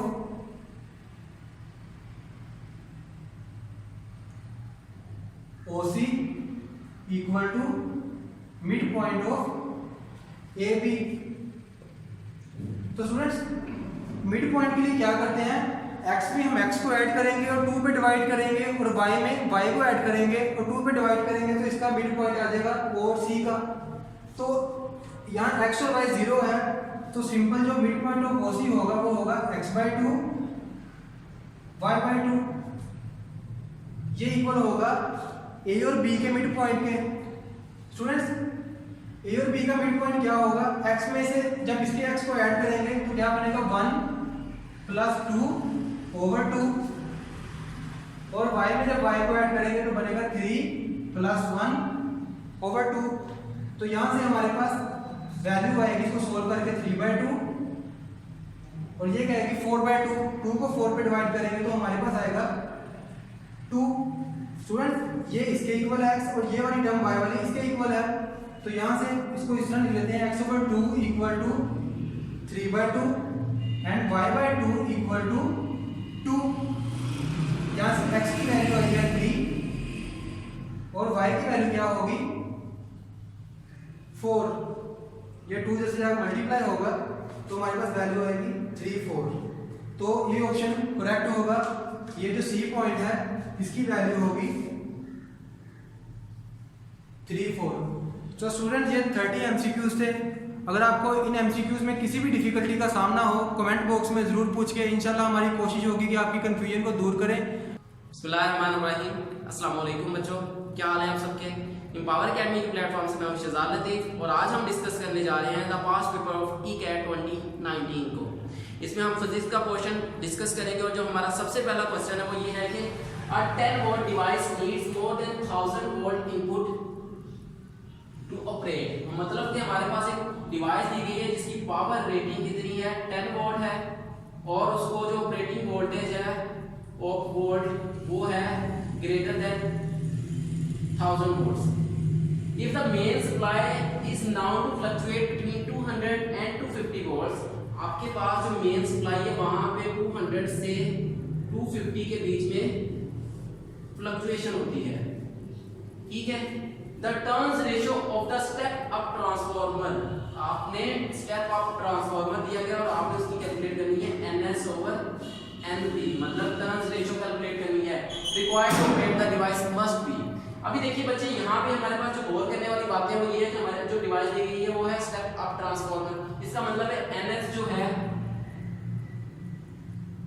वो NP से ग्रेटर है एक बार, और ये जब हम इसकी रेशियो लेंगे वो मोर देन 1 आएगी, तो हमें जो ऑप्शन दिए गए वो भी मोर देन 1 ही है। इसका मतलब है हमें कैलकुलेट करने की जरूरत है, हम कैलकुलेट किए बगैर नहीं बता सकते, ठीक है। एक तो NS से ज्यादा है NP से, दूसरा हमारे पास जो इनपुट वोल्टेज है यहाँ पे बात याद रखनी है, ये 200 एंड 250 जो है ये आपका इनपुट वोल्टेज है, ये 1000 आपका इनपुट वोल्टेज नहीं है। आपको 1000 वोल्टेज चाहिए उस डिवाइस को, मतलब आप ट्रांसफार्मर से गुजार कर उस डिवाइस को दे रहे हैं इनपुट। इसका मतलब ये जो मोर देन 1000 वोल्ट है ये आपकी आउटपुट है। आउटपुट होने का मतलब है ये आपका क्या होगा 20 केल्विन, ठीक है। और यहाँ पे आपके पास 200 या 250 में से आप कौन सा वोल्टेज देंगे ये भी एक बात है। अभी देखिए हमारे पास जब हम 250 को स्टेप अप करना चाहेंगे इसके लिए हमें जो टर्न्स रेशियो है वो कम चाहिए होगी एज कंपेयर टू 200 वाले से। इसका मतलब है जब हम 200 को स्टेप अप करना चाहेंगे तो नंबर ऑफ टर्न्स हमें ज्यादा बढ़ाना पड़ेगी, तो इसलिए हम क्या करेंगे 200 वाले को ही बी प्राइमरी के तौर पर कंसीडर करके ये सारी की सारी कैलकुलेशंस करेंगे। अभी देखिए हमें पता है कि जो पावर है वो इक्वल होती है बी आई के, और जो पावर अगर हम इसको कह रहे हैं बी प्राइमरी, पावर प्राइमरी है तो बी प्राइमरी आई प्राइमरी आ जाएगा। पावर हमें दी गई है 10 वोल्ट, बी प्राइमरी है हमारे पास 200, आई प्राइमरी हमने कैलकुलेट करना है। यहाँ से आई प्राइमरी है वो हमारे पास इक्वल आ जाएगा 10/200 विच इज इक्वल टू 1/20। ये हमारे पास क्या आ गया आई प्राइमरी एम्पेयर्स, ठीक है। इसी तरह हम आई सेकेंडरी भी कैलकुलेट कर लेते हैं, तो आई सेकेंडरी हमारे पास इक्वल आ जाएगा, पावर हमारे पास 10 ही है लेकिन हम मिनिमम जो है हमें 1000 वोल्ट है तो हम 1000 वोल्ट को ही कंसीडर कर लेते हैं, लेकिन हमारी जो टर्न्स रेशियो उससे ज्यादा होगी क्योंकि हमें मोर देन 1000 वोल्ट चाहिए, लेकिन अभी हम 1000 वोल्ट के लिए ही कैलकुलेशन करेंगे। 1000 वोल्ट रखा हमने तो ये हमारे पास आ गई 1/100 एम्पीयर। आपके पास आई सेकेंडरी भी आ गया और आपके पास आई प्राइमरी भी आ गया, और हमें पता है जो टर्न्स रेशियो NS/NP है वो इक्वल होता है IP/IS के, ठीक है। IP है हमारे पास 1/20 और IS है हमारे पास 1/100, और ये इक्वल हो जाएगा 100/20 विच इज इक्वल टू 5। आपके पास जो टर्न्स रेशियो है वो आई है 5। अगर आपके पास वोल्टेज कितना हो 200 हो और उस डिवाइस को कम से कम वोल्टेज कितना रिक्वायर्ड हो 1000 हो, लेकिन हमें पता है कि जो वोल्टेज रिक्वायर्ड है वो 1000 से ज्यादा है, तो ये जो टर्न्स रेशियो है NS/NP ये भी 5 से क्या होगी ज्यादा होगी। तो इसका मतलब ये जो आपका आंसर है मोर देन 5 ये करेक्ट ऑप्शन है, बीटा ऑप्शन, ठीक है। अभी हम देख लेते हैं अपना क्वेश्चन नंबर 2 को। अच्छा तो बच्चों अभी जो हमारा क्वेश्चन नंबर 2 है इसमें हमको कह रहा है कि at 60 hertz an inductive circuit has a reactance of 100 ohm and a resistance of 100 ohm. मतलब हमें XL और आर गिवन है, एक्सएल भी 100 ओम है और आर भी 100 ओम है। When connected to a 120 volt 60 Hz AC supply, जब आप इसको 120 वोल्ट 60 Hz AC सप्लाई के साथ कनेक्ट करते हैं, the current will approximately consume an average power of, आपने इसकी एवरेज पावर कैलकुलेट करनी है। अभी देखिए बच्चे, हमें पता है कि जो एवरेज पावर है इसके लिए हमें वोल्टेज और करंट चाहिए। तो वोल्टेज हमें गिवन है, कितना है हमारे पास 120 वोल्ट और ये क्या है एसी सप्लाई है, ये भी आपने याद रखना है, ठीक है। देन हमें पता है कि जो इंपीडेंस है आर एल सर्किट के लिए वो इक्वल होती है R square plus XL square पूरे का अंडर रूट। आप यहाँ पे ओमेगा एल भी लिख सकते हैं एक्सएल की जगह पे, लेकिन हमें एक्सएल गिवन है तो हम एक्सएल ही लिखेंगे। आर भी हमारे पास 100 है और एक्सएल भी 100 है, तो ये हमारे पास बन जाएगी 100 इंटू अंडर रूट 2, ठीक है। ये हमारे पास क्या आ गई है इंपीडेंस।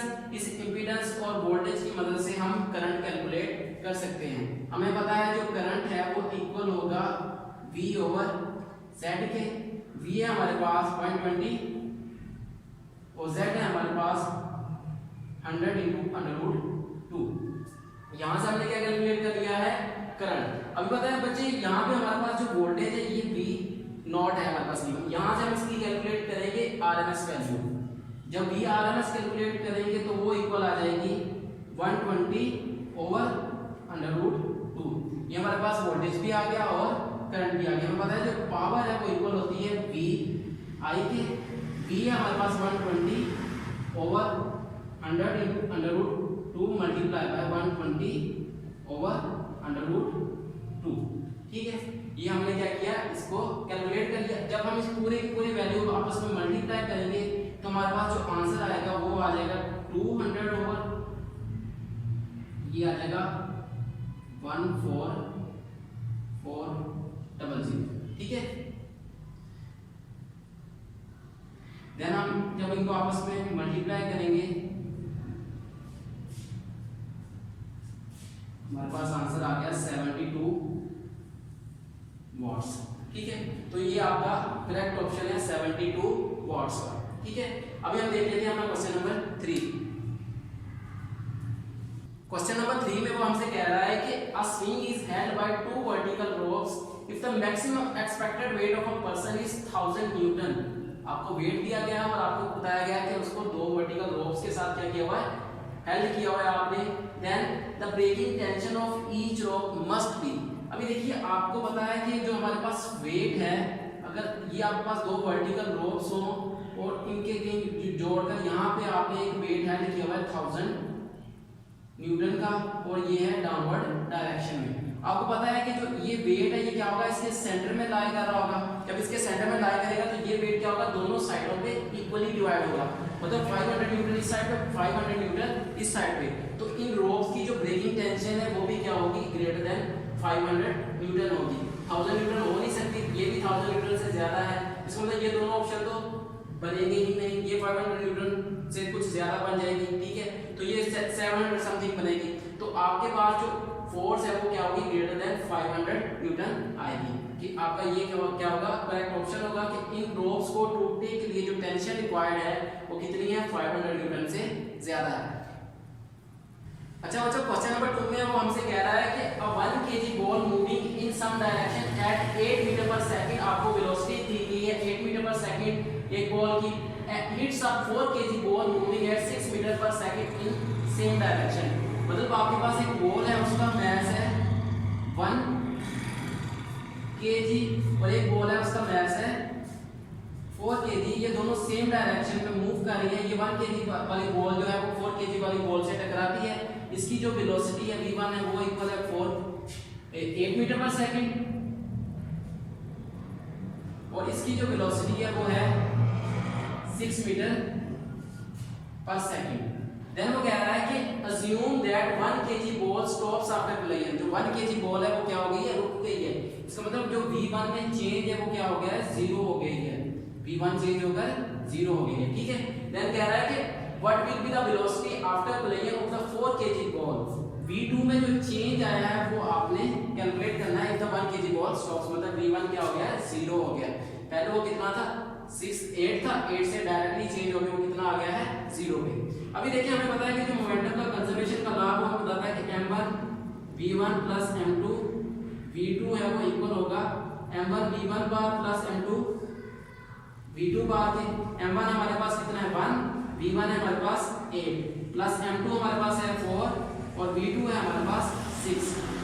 इसी तरह m1 अभी भी 1 ही है, लेकिन v1 क्या हो गया 0, m2 हमारे पास 4 है और v2 हमने कैलकुलेट करना है। ठीक है, यहाँ से हम ये सिंपल सी कैलकुलेशन करेंगे तो हमारे पास आंसर आ जाएगा 8 प्लस 24 which is equal to 4 v2 bar, 32 over 4 is equal to v2 bar, और v2 जो बार है वो हमारे पास इक्वल आ जाएगा 8 मीटर पर सेकंड। मतलब कि उसकी वेलोसिटी क्या हो गई है, पहले से बढ़ गई है, क्योंकि पहले वाली बॉल क्या हुई है, स्टॉप हुई है, और हमने क्या करना था, मोमेंटम को कंजर्व रखना था। इस वजह से v2 में क्या हो गया, इजाफा आ गया, और v1 क्या हो गई है, 0 हो गई है, और हमारा जो करेक्ट ऑप्शन है यहाँ से करेगा 8 मीटर पर सेकंड। ठीक है, अभी हम देख लेते हैं क्वेश्चन नंबर 5 को। क्वेश्चन नंबर 5 में वो हमसे कह रहा है कि a 2 kg packet is released by a spaceship moving at 3600 kilometre per hour 10 kilometre above the planets surface. कि एक प्लैनेट है, उसकी सरफेस से 10 किलोमीटर हाइट के ऊपर एक स्पेसशिप है जो कि 36 किलोमीटर पर आवर की स्पीड से ऑर्बिट कर रहा है, और उसमें से एक 2 किलोग्राम का पैकेट है, उसको छोड़ा गया है। If the packet reach the planet surface in 100 second, और वो 100 सेकंड के बाद प्लैनेट की सरफेस पे पहुंच जाता है packet, what is the gravitational force g on this planet, और उस प्लैनेट पे आपने g की वैल्यू कैलकुलेट करनी है। यहाँ पे t है हमारे पास 100 सेकंड्स, और हमारे पास मास है 2 kg, हमने g को कैलकुलेट करना है। और ये जो हमारे पास स्पीड गिवन है यहाँ पे 3600 किलोमीटर पर आवर, ये किसकी स्पीड है, स्पेसशिप की स्पीड है, ना कि उस पैकेट की। ये आपने याद रखना है। आपको मालूम है कि जब पैकेट को छोड़ा जाएगा तो वो क्या होगा, उस टाइम पे स्टेशनरी होगा, तो इस वजह से हम कह सकते हैं कि उसकी जो इनिशियल वेलोसिटी है वो क्या होगी, 0 मीटर पर सेकंड। ठीक है, और हमें पता है कि यहाँ पे आपको उसको जो छोड़ा गया वो 10 किलोमीटर की हाइट से छोड़ा गया था। इसका मतलब जो उसकी हाइट है वो उसने क्या किया, डिस्टेंस ट्रैवल किया, तो वो उसके डिस्टेंस के इक्वल आ जाएगा 10 kilometre which is equal to 10,000 metre. ठीक है, ये आपके पास ऐसा आ गया। और हमें पता है जो सेकंड इक्वेशन ऑफ मोशन है वो इक्वल होती है s is equal to vit plus r gt square. s हमारे पास क्या है 10,000, vi 0 है तो ये vit क्या आ जाएगी 0 प्लस हाफ g की वैल्यू हमने कैलकुलेट करनी है, और टाइम हमारे पास कितना है 100 सेकंड। 100 का आप क्या ले लेंगे स्क्वायर, यहाँ पे ये इधर से आगे जब मल्टीप्लाई होगा तो ये हो जाएगा 20,000 which is equal to g into ये आपके पास क्या हो जाएगा 10,000। 20,000 को जब आप 10,000 पे डिवाइड करेंगे तो हमारे पास आंसर आ जाएगा, g की वैल्यू आ जाएगी 2 मीटर पर सेकंड स्क्वायर। तो इसका मतलब उस प्लैनेट के ऊपर जो प्लैनेट की सरफेस है, ग्रेविटेशनल फोर्स जो g है वो कितनी है 2 मीटर पर सेकंड स्क्वायर। अभी हम देख लेते हैं क्वेश्चन नंबर 6 को। क्वेश्चन नंबर 6 में वो आपसे कह रहा है कि the kinetic energy of a moving truck is 10 की power 5 kilogram metre square per second square. आपको एक ट्रक है जो कि क्या कर रहा है, मूव कर रहा है, उसकी काइनेटिक एनर्जी बताई हुई है, वो कितनी है 10 की power 5 kilogram metre square per second square. The truck's brake fails, उसकी जो ब्रेक्स हैं वो क्या हो जाती हैं, फेल हो जाती हैं, and it runs into a sugarcane field, वो एक गन्ने के खेत में चला जाता है। Coming to rest after 50 metre, और 50 मीटर का डिस्टेंस तय करने के बाद वो उसकी जो वेलोसिटी है वो क्या हो जाती है 0 हो जाती है, वो रुक जाता है। What is the average retarding force of the sugarcane field, आपने रिटार्डिंग फोर्स कैलकुलेट करनी है। और आपको गिवन क्या है, काइनेटिक एनर्जी गिवन है, काइनेटिक एनर्जी है 10 की power 5 kilogram metre square per second square, और उसने जो डिस्टेंस तय किया है वो है आपके पास डिस्टेंस है 50 मीटर का। अच्छा बच्चों, तो आपको पता होगा कि आपके पास जो वर्क डन है उसका फॉर्मूला होता है Fd का, और ये जो वर्क डन है ये इक्वल होता है काइनेटिक एनर्जी के। इसका मतलब है जो काइनेटिक एनर्जी है वो इक्वल हो जाएगी Fd के। हमने F कैलकुलेट करना है तो F इक्वल आ जाएगा kinetic energy divided by distance. हमारे पास जो काइनेटिक एनर्जी है वो 10 की पावर 5 है, मतलब 1 × 10 की पावर 5 डिवाइडेड बाय डी हमारे पास कितना है 50 मीटर। यहाँ से हमारे पास 10 की पावर 5 को जब हम लिखेंगे तो ये हो जाएगा 1 2 3 4 5 और डिवाइडेड बाय 50। ये 0 से कट जाएगा तो ये 2 और आ जाएगा आपके पास आंसर 2000 न्यूटन। इसका मतलब उस गन्ने के खेत की जो रिटार्डिंग फोर्स थी वो कितनी थी 2000 न्यूटन, और आपका जो आंसर है वो क्या होगा अल्फा। ठीक है, अभी हम देख लेते हैं क्वेश्चन नंबर 7 को। अच्छा बच्चों, क्वेश्चन नंबर 7 में वो हमसे कह रहा है कि अस्यूम बदर वन सैटेलाइट ऑर्बिट्स अर्थ एवरी 10 आवर्स। एक आपको सैटेलाइट बताया हुआ है, बदर वन है, उसका आपको टाइम पीरियड गिवन है 10 आवर्स। आप इसको t1 के लिख लीजिए 10 hours. After every how many hours will bother one orbit earth if its orbital radius is twice the orbital radius of bother one. मतलब आपको एक दूसरा सैटेलाइट दिया गया है बदर 2, उसका आपने टाइम पीरियड कैलकुलेट करना है। अगर उस बदर 2 का जो रेडियस है बदर 1 के रेडियस से क्या हो डबल हो। अगर हम बदर 1 के रेडियस को r1 और बदर 2 के रेडियस को r2 करें तो r2 जो है वो इक्वल आ जाएगा 2r1 के। हमें पता है जो रेडियस है ऑफ अ सैटेलाइट है वो इक्वल होता है ऑर्बिटल रेडियस जो इसके r gm t² 4π² पूरे की पावर 1/3। यहाँ पे हमारे पास अगर r1 हम कैलकुलेट करना चाहे तो हमें t1 की वैल्यू पुट करना पड़ेगी। t1 हमारे पास 10 आवर्स है, 10 आवर्स का हम स्क्वायर लेंगे तो क्या आ जाएगा 100 gm 4π² पूरे की पावर 1/3। यहाँ से हमारे पास क्या आ गया r1। अगर हम इस फॉर्मूला से t की वैल्यू कैलकुलेट करना चाहे तो हमें दोनों तरफ क्या लेना पड़ेगा क्यूब लेना पड़ेगा।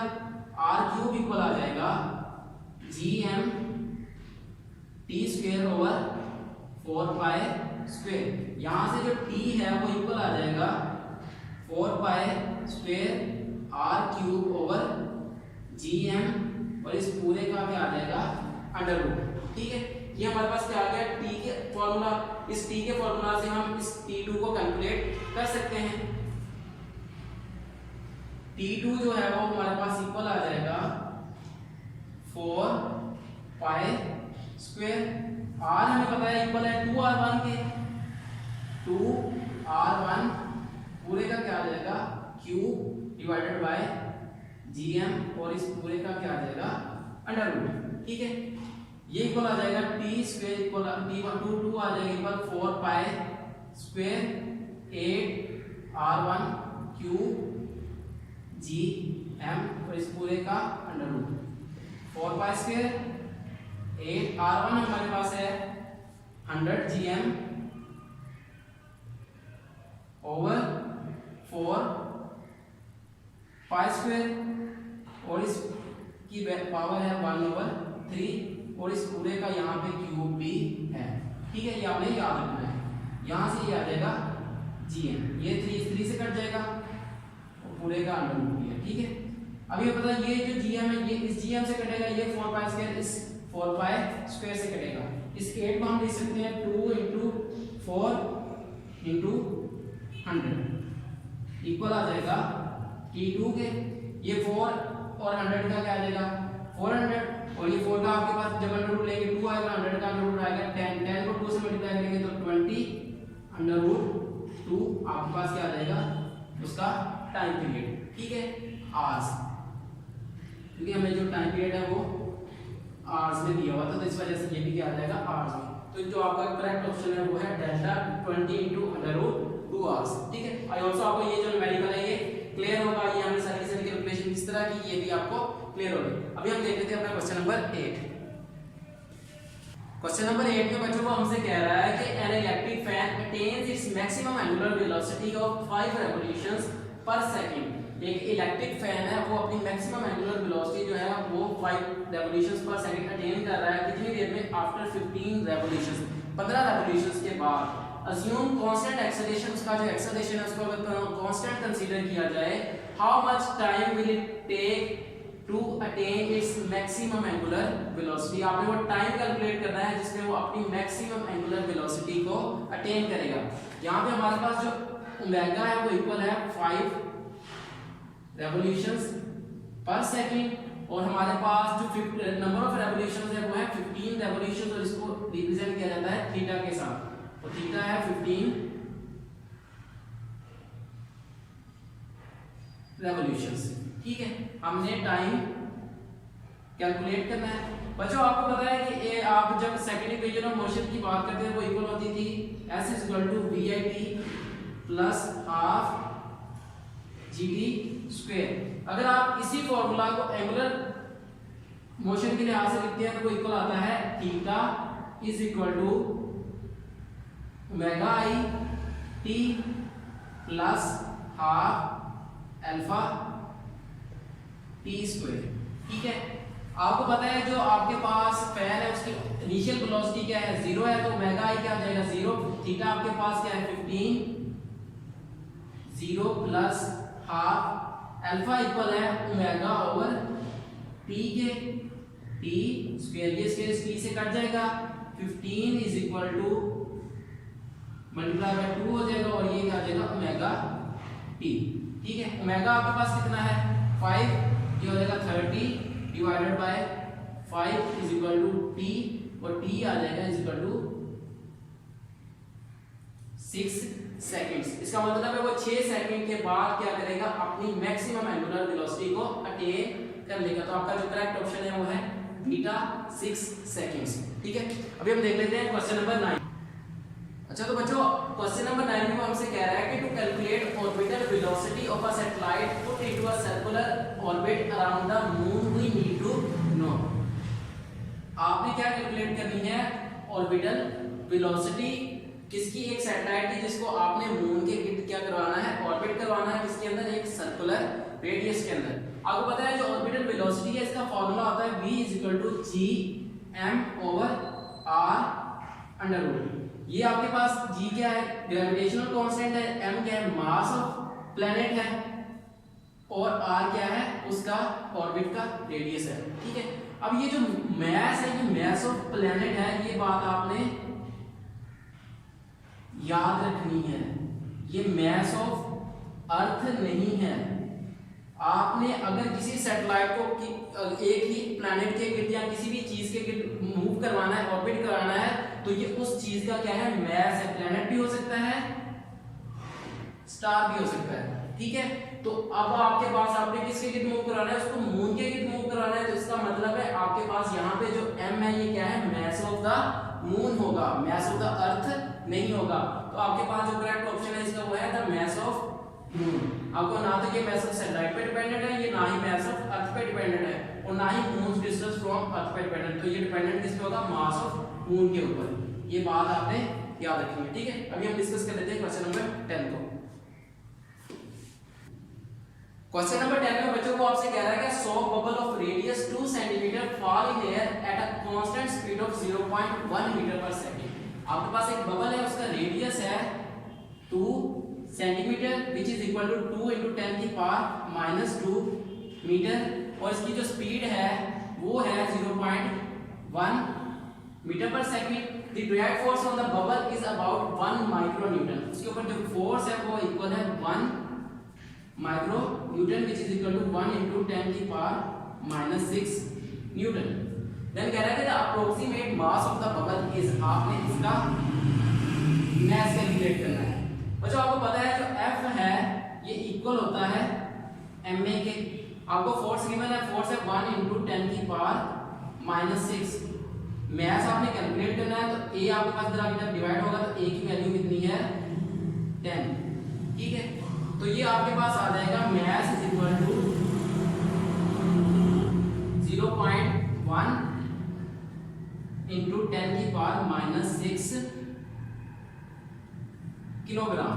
ठीक है, ये आपके पास क्या आ गया है मास आ गया है। यहाँ पे देखिए आपके पास जो मास आया वो किस में आया है किलोग्राम में और आपको जो मास दिया हुआ यहाँ पे माइक्रोग्राम में दिया। इसका मतलब है ये 10⁻6 तो माइक्रो में कन्वर्ट हो जाएगा, लेकिन ये जो किलो है इसको हम क्या करेंगे इस 0.1 के साथ मल्टीप्लाई कर देते हैं। 0.1 × 1000 ये क्या हो जाएगा 10⁻⁻6 माइक्रोग्राम और ये हो जाएगा 100 माइक्रोग्राम। ठीक है, इसका मतलब आपका जो करेक्ट ऑप्शन है वो क्या है, अल्फा है 100 माइक्रोग्राम। आपने इसको यहाँ पे जब आंसर आया था तो इसको 0.1 माइक्रोग्राम नहीं लिख देना। ठीक है, आपके पास यहाँ पे जो आंसर आया वो किसमें है, किलोग्राम में है।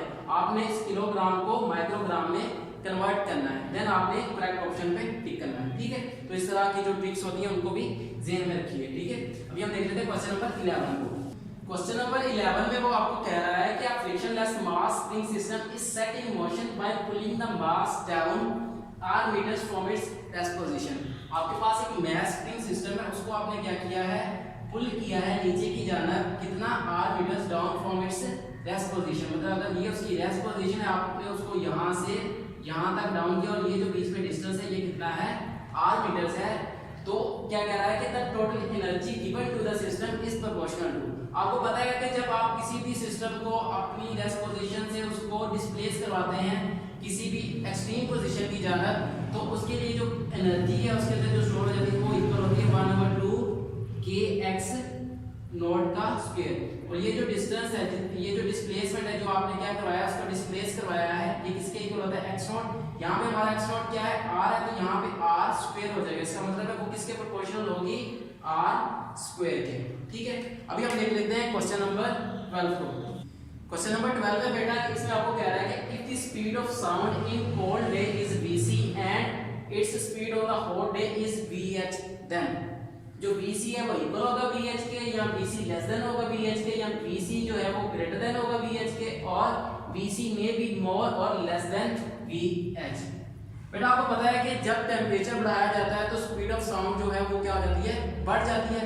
इसका मतलब है जो vh है वो ग्रेटर होगा vc के। तो आपका जो करेक्ट ऑप्शन है वो यही बनता है कि vh जो है वो ग्रेटर देन क्या है, vc, option B. And then 13 MCQ में वो कह रहा है कि the telescope J gives a dim image of a star. एक टेलीस्कोप है उसका नाम क्या है, J, वो क्या कर रही है, किसी एक स्टार का एक डिम इमेज आपको दे रही है। While the telescope K gives a bright image of the same star। एक और टेलीस्कोप है जिसका नाम क्या है, K, वो उस आपको उसी स्टार का एक ब्राइट इमेज दे रही है।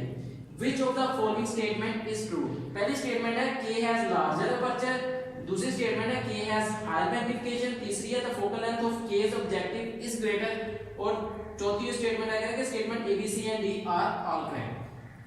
अभी आपको मैं बताता चलूं कि जो आपके पास किसी इमेज की डिमनेस है या ब्राइटनेस जो है वो डिपेंड कर रही होती है आपके जो लेंस है उसके अपर्चर के ऊपर। इसका मतलब ये जो आपके पास टेलीस्कोप है के टेलीस्कोप, इसके क्या है जो अपर्चर है वो क्या है, ग्रेटर देन है किसके, जे वाले अपर्चर से।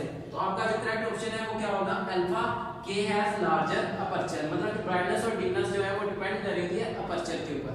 ठीक है, तो अभी हम देख लेते हैं क्वेश्चन नंबर 14 को। क्वेश्चन नंबर 14 में बच्चों को हमसे कह रहा है कि when a compressed gas is suddenly allowed to expand, which of the following equations determines the PV relationship with gamma being the gas constant. आपने 11th चैप्टर थर्मोडायनामिक्स में पढ़ा होगा कि पीवी की power gamma is equal to constant होता है। जब आप किसी भी गैस को एक्सपैंड करते हैं तो उसका टेम्परेचर क्या होता है, कम होता है। उसी लिहाज से में जो रिलेशन बनता है वो ये रिलेशन बनता है। तो यहाँ पे आपने जैसे रिलेशन बताना था तो इसका जो करेक्ट ऑप्शन है वो बनेगा बीटा। क्वेश्चन नंबर 15 में वो आपसे कह रहा है कि an object carrying 3 column of charge. आपके पास जो चार्ज है वो कितना है, Q है, 3 column is moved 10 cm from point A to point B। उसको आपने 10 cm मूव करवाया, डिस्टेंस उसका है 10 cm which is equal to 10 into 10 की पावर -2 मीटर A पॉइंट से B पॉइंट पे by an electric field. If VAB आपके पास वोल्टेज है A और B के दरमियान में 700 volts, the work done by the electric field, आपने W कैलकुलेट करना है। आपको पता है कि जो आपके पास वोल्टेज है जब आप वर्क डन करवाते हैं तो वो इक्वल होता है VAB equal to work over charge. आपने यहाँ से वर्क कैलकुलेट करना है तो वर्क आपके पास इक्वल आ जाएगा वोल्टेज इनटू चार्ज। आपके पास वोल्टेज है 700 और चार्ज है आपके पास 3 विच इज इक्वल टू 21 100 जाओ। तो इतना आपने क्या करना है, वर्क डन करना है। तो आपके पास जो करेक्ट ऑप्शन है वो बन जाएगा अल्फा 2100 जाओ। अभी हम देख लेते हैं क्वेश्चन नंबर 16 को। बच्चों क्वेश्चन नंबर 16 में वो आपसे कह रहा है कि 2 farad capacitor is charged to 100 volt and then discharge through a 10 kilo ohm resistance, what is the total energy dissipated in the resistance. उस रेजिस्टर में से कितनी एनर्जी डेसिपेट होगी। यहाँ पे आपको ये नहीं बताया हुआ कि कितने टाइम के लिए एनर्जी डेसिपेट होगी, कुछ भी ऐसा नहीं बताया, बस बता रहा है कि 10 किलो ओम का रेजिस्टर है, उसमें से क्या कर दिया गया, एनर्जी को डेसिपेट कर दिया गया। तो इसका मतलब है यहाँ पे जो मैक्सिमम एनर्जी डेसिपेट हो सकती है वो उतनी ही एनर्जी होगी जितनी कि उस कैपेसिटर के अंदर स्टोर होगी।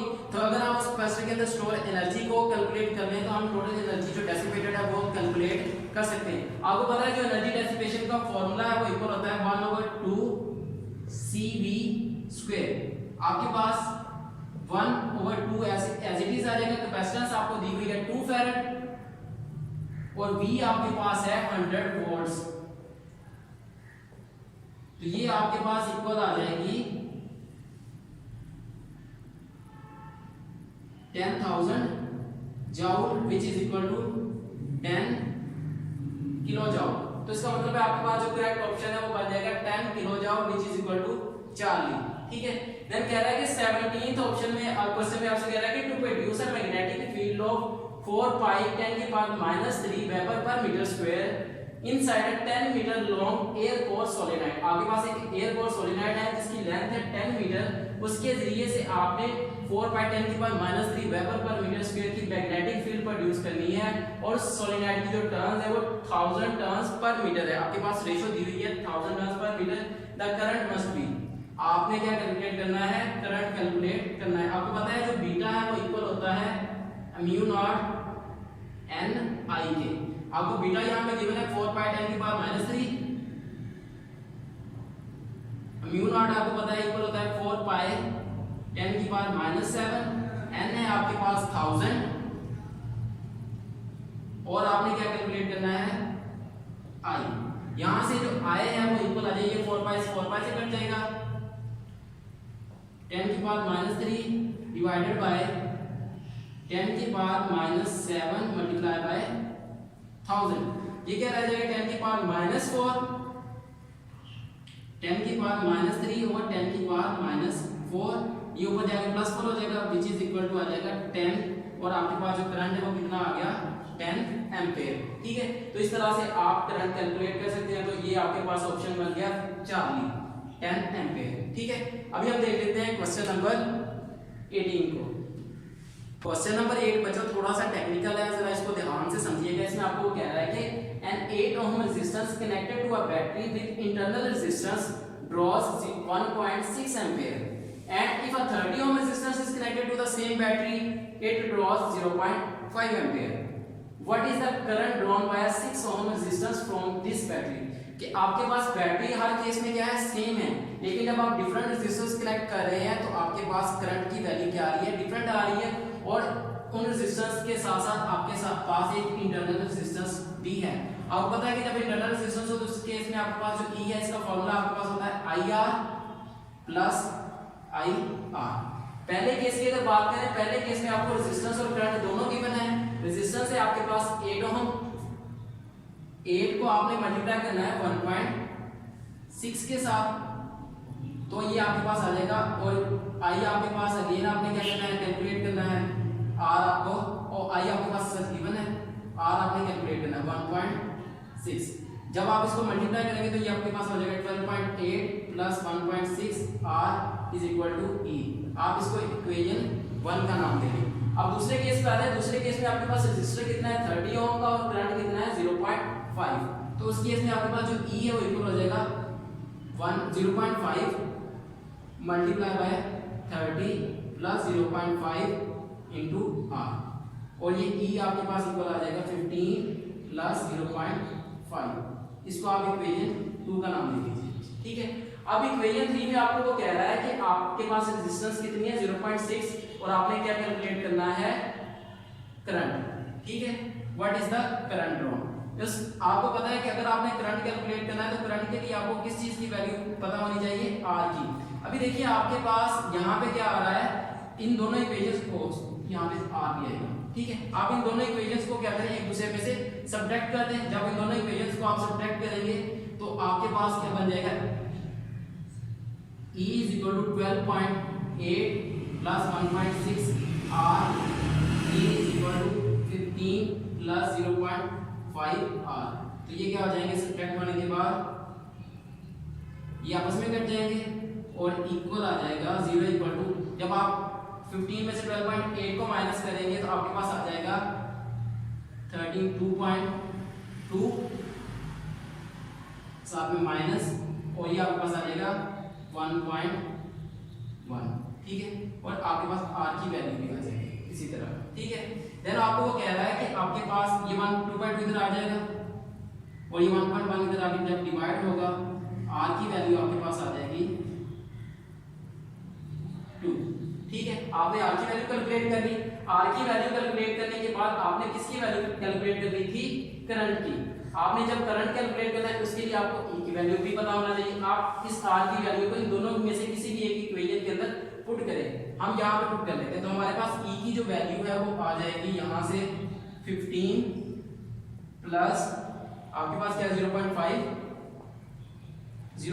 को आपने मल्टीप्लाई करना है 2 से, तो ये हो जाएगा 15 प्लस 1, तो ये आ गया 16 वोल्ट। e की वैल्यू भी आ गई, r की वैल्यू भी आ गई। अब हमारे पास सारी चीजें मौजूद हैं, तो E is equal to I into R plus R, I है वो इक्वल आ जाएगा E over R plus R है।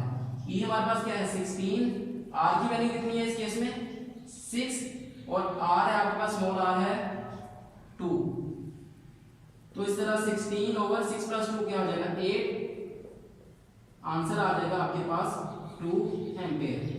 तो आपका जो करेक्ट ऑप्शन है वो क्या होगा, अल्फा होगा 2 एम्पेयर, ठीक है। अभी हम डिस्कस कर लेते हैं क्वेश्चन नंबर 19 को। क्वेश्चन नंबर 19 में बच्चों को आपसे कह रहा है कि the peak value of N alternating 60 hertz power supply is 140 volt.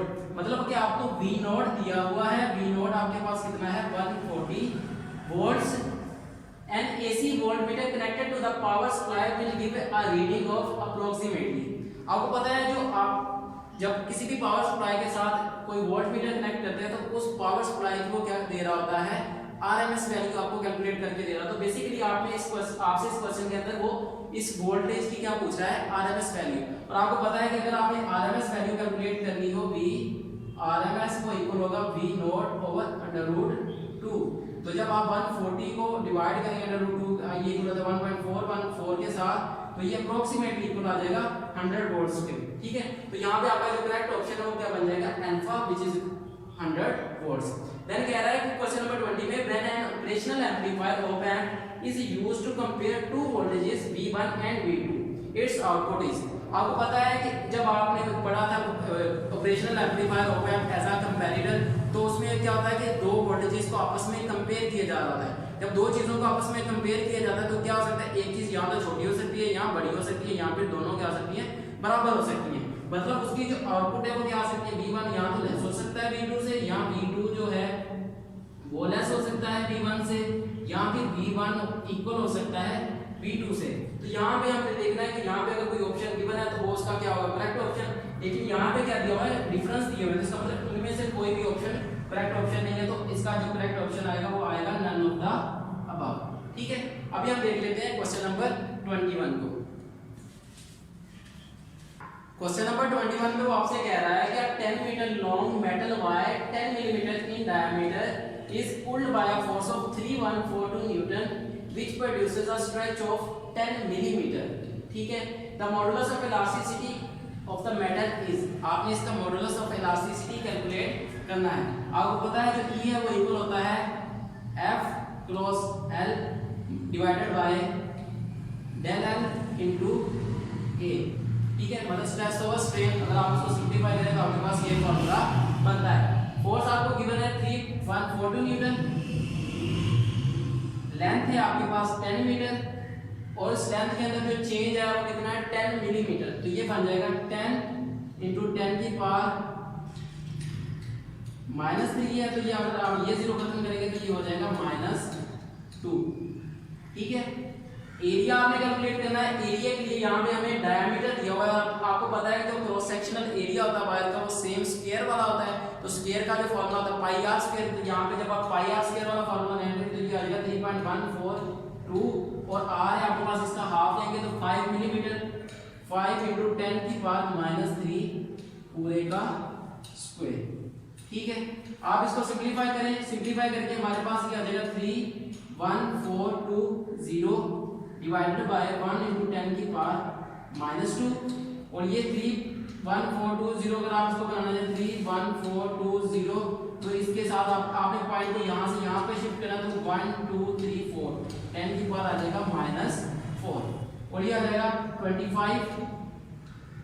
10⁻⁶। अब ये 31420 से कट जाएगा और आपको मिल जाएगा आंसर 1/25 × 10⁻²- 4 -6 तो ये हो जाएगी -12। आप इसको मजीद सिंपलीफाई करेंगे तो ये हो जाएगा 1/0.25 × 10⁻10। अब 1/0.25 × 10 की पावर क्या हो जाएगा 10 ऊपर जाके जब पॉजिटिव हो जाएगा तो ये हो जाएगा 1 को 0.25 पे डिवाइड करेंगे तो 4 × 10⁻10 और ये आपके पास क्या आ गया मॉडुलस ऑफ इलास्टिसिटी और इसका यूनिट है न्यूटन पर मीटर स्क्वायर। तो आपके पास जो ऑप्शन है वो क्या बन जाएगा डी ऑप्शन। ठीक है, अभी हम देख लेते हैं क्वेश्चन नंबर 22 को। क्वेश्चन नंबर 22 में बच्चों आपसे कह रहा है कि transmitter radiates 30 microwatt at 6.63 millimetre. यहाँ पे वेवलेंथ भी आना था। ठीक है, the number of photons emitted per second. आपने नंबर ऑफ फोटॉन मतलब n कैलकुलेट करना है जब आपके पास पावर है 30 माइक्रोवाट और आपके पास वेवलेंथ लैम्डा है 6.63 millimetre which is equal to 6.63 multiply by 10⁻³ metre. आपको ये इंफॉर्मेशन गिवन है और आपने नंबर ऑफ फोटॉन्स कैलकुलेट करने हैं। नंबर ऑफ फोटॉन्स जो है वो इक्वल होते हैं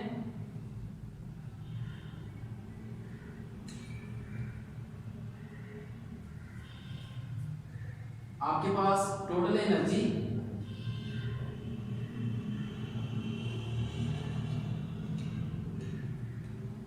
डिवाइडेड बाय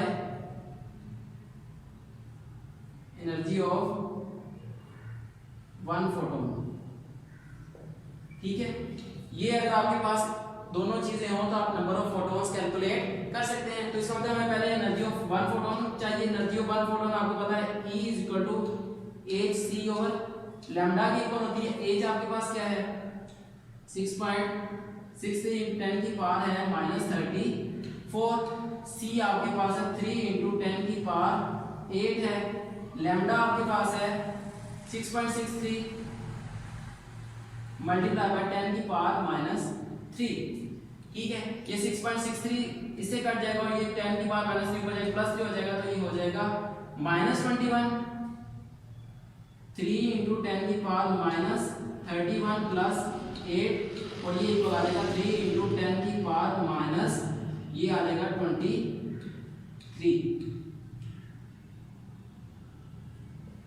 ठीक है, तो ये क्या आ गया एनर्जी ऑफ 1 फोटोन। अगर आपने टोटल एनर्जी कैलकुलेट करनी है तो टोटल एनर्जी के लिए आपने क्या करना होता है पावर को मल्टीप्लाई करना होता है 1 सेकंड के साथ। इसका मतलब है जब आप इस वैल्यू को 1 से मल्टीप्लाई करेंगे तो आपके पास जो एनर्जी है वो कितनी आ जाएगी 30 माइक्रो जूल।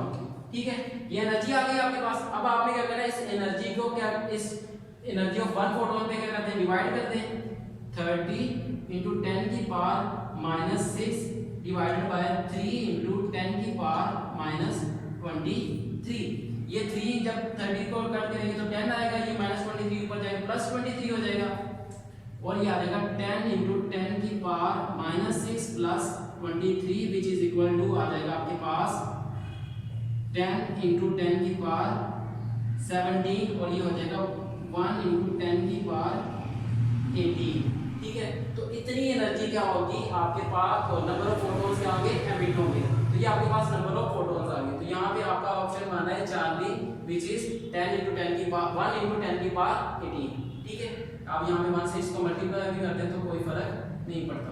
ठीक है, 1 × 10 की पावर 18 आपका क्या आ जाएगा करेक्ट ऑप्शन। अभी हम देख लेते हैं क्वेश्चन नंबर 23 को। क्वेश्चन नंबर 23 में बच्चों को आपसे कह रहा है कि 1 kg mass moving at a velocity of 6.63 metre पर second will have a de Broglie wavelength equal to. आपको पता है कि जो डी ब्रोगली की वेवलेंथ का फार्मूला है वो है lambda is equal to h/mv। एज है आपके पास 6.63 into 10 की पावर -34, मास है आपके पास 1 kg और आपके पास वेलोसिटी कितनी है 6.63 मीटर पर सेकंड। ये 6.63 से कट जाएगा और आपके पास आंसर आ जाएगा 1 into 10 की पावर -34 और आपका जो ऑप्शन बन रहा है beta which is equal to 10 की पावर -34। अब क्वेश्चन नंबर 24 में आपसे वो कह रहा है कि when X rays are produced by fast moving electrons striking a heavy metal the X ray spectrum contains. आपको पता है कि जब एक्स-रेज प्रोड्यूस होती है, आपने प्रोडक्शन ऑफ एक्स-रेज में पढ़ा होगा, तो उसके अंदर डिस्क्रीट लाइंस भी होती है और वो कंटीन्यूअस स्पेक्ट्रम भी होता है। तो इसका मतलब है कि ये डिस्क्रीट लाइंस और कंटीन्यूअस स्पेक्ट्रम क्या है, बोथ है कि both discrete lines and continuous spectrum. तो आपका जो ऑप्शन बनेगा वो 4 ही बनेगा, both discrete lines and continuous spectrum. अभी हम देख लेते हैं क्वेश्चन नंबर 25 को। जो क्वेश्चन नंबर 25 में वो आपसे कह रहा है कि suppose two isotopes A and B of an element contain Pa and Pb protons, Na and Nb neutrons respectively। आपको पता है कि यहाँ पे आपको क्या दिए हुए हैं, आइसोटोप दिए हुए हैं। एक आइसोटोप अगर किसी एक एलिमेंट का आइसोटोप ले तो उसमें क्या होता है कि नंबर ऑफ प्रोटॉन्स सेम होते हैं उन दोनों के अंदर, लेकिन उन दोनों के अंदर नंबर ऑफ न्यूट्रॉन्स क्या होते हैं, डिफरेंट होते हैं। मतलब नंबर ऑफ प्रोटॉन्स एक दूसरे के इक्वल है और नंबर ऑफ न्यूट्रॉन्स क्या है, एक दूसरे के इक्वल नहीं है। तो यहाँ पे आपसे वही पूछ रहा है, देन आपने बस ये उस कंडीशन पे टिक करना है जहाँ पे नंबर ऑफ प्रोटॉन्स क्या हो, दोनों के इक्वल हो और नंबर ऑफ न्यूट्रॉन्स इक्वल ना हो। तो आपके पास अल्फा ऑप्शन ही बता है कि नंबर ऑफ प्रोटॉन्स दोनों के इक्वल होंगे, नंबर ऑफ न्यूट्रॉन्स इक्वल नहीं होंगे। तो ये आइसोटोप की कंडीशन होती है। और क्वेश्चन नंबर 26 में आपसे वो कह रहा है कि when an electron of an atom in its excited state returns to its ground state. मतलब आपके पास एक इलेक्ट्रॉन है किसी एटम का, वो अपनी एक्साइटेड स्टेट से अपनी ग्राउंड स्टेट पे वापस आया है, the following types of radiations are emitted. आपको पता है कि जब इलेक्ट्रॉन अपने क्या नाम है इसका एक्साइटेड स्टेट से ग्राउंड स्टेट पे आता है तो वो किस टाइप के रेडिएशंस निकाल करता है, गामा टाइप्स की। ठीक है, तो आपके पास ऑप्शन बन जाएगा चार्ली। तो ये आपके दोनों क्या थे, करेक्ट ऑप्शन थे। अभी हम देख लेते हैं अपने नेक्स्ट क्वेश्चंस को। क्वेश्चन नंबर 27 में बच्चों आपसे वो कह रहा है कि in nuclear reactions it is possible to. पहला ऑप्शन है transform an element into another element, दूसरा ऑप्शन है प्रोड्यूस न्यूट्रॉन्स, तीसरा ऑप्शन है प्रोड्यूस एनर्जी और चौथा ऑप्शन है ऑल ऑफ द अबव। आपको पता है जब न्यूक्लियर रिएक्शंस होते हैं तो आप ये तीनों तरह के काम कर सकते हैं। आप एक एलिमेंट को दूसरे एलिमेंट में भी डाल सकते हैं, आप नंबर ऑफ न्यूट्रॉन्स भी प्रोड्यूस कर सकते हैं और आप एनर्जी भी प्रोड्यूस कर सकते हैं। तो इसका मतलब है इस एमसीक्यू का जो करेक्ट ऑप्शन होगा वो होगा D, all of the above. Question number 28 में आपसे वो कह रहा है कि if a material has super conducting properties at temperatures T1 and T2 then T1 minus T2 होगा, या फिर जो B है वो इक्वल होगा T1 लेस देन T2, या फिर T1 ग्रेटर देन T2 होगा, या फिर T1 and T2 are less than some critical temperatures TC। आपको पता है कि जब सुपर कंडक्टिंग प्रॉपर्टीज की बात की जाती है किसी मटेरियल की तो एक खास टेम्परेचर होता है, उस टेम्परेचर से नीचे क्या होता है कि उस मटेरियल की जितनी भी प्रॉपर्टीज हैं वो क्या होती है, उसकी जो रेजिस्टेंस है वो क्या हो जाती है, खत्म हो जाती है। तो इसका मतलब है ये जो T1 एंड T2 है ये दोनों क्या होंगे, उस क्रिटिकल टेम्परेचर से लेस होंगे। तो आपका ये जो करेक्ट ऑप्शन है वो होगा T1 and T2 are less than critical temperature TC। ये दोनों में से कौन लेस है कौन ग्रेटर है वो डिपेंड नहीं करता, ये दोनों का इस TC से लेस होना लाजमी है अगर क्या करनी है, इस मटेरियल ने अपनी सुपर कंडक्टिंग प्रॉपर्टीज को शो करना है। ठीक है, आई होप सो आपको ये सारे के सारे एमसीक्यूज हैं क्लियर होंगे। इनमें अगर आपको किसी किस्म का मसला रह गया हो, कोई कंफ्यूजन रह गई हो तो आप नीचे कमेंट करके हमसे पूछ सकते हैं। इंशाल्लाह हम आपकी वो जो कंफ्यूजन है उसको दूर करने की पूरी कोशिश करेंगे। तब तक के लिए हमें इजाजत दीजिए।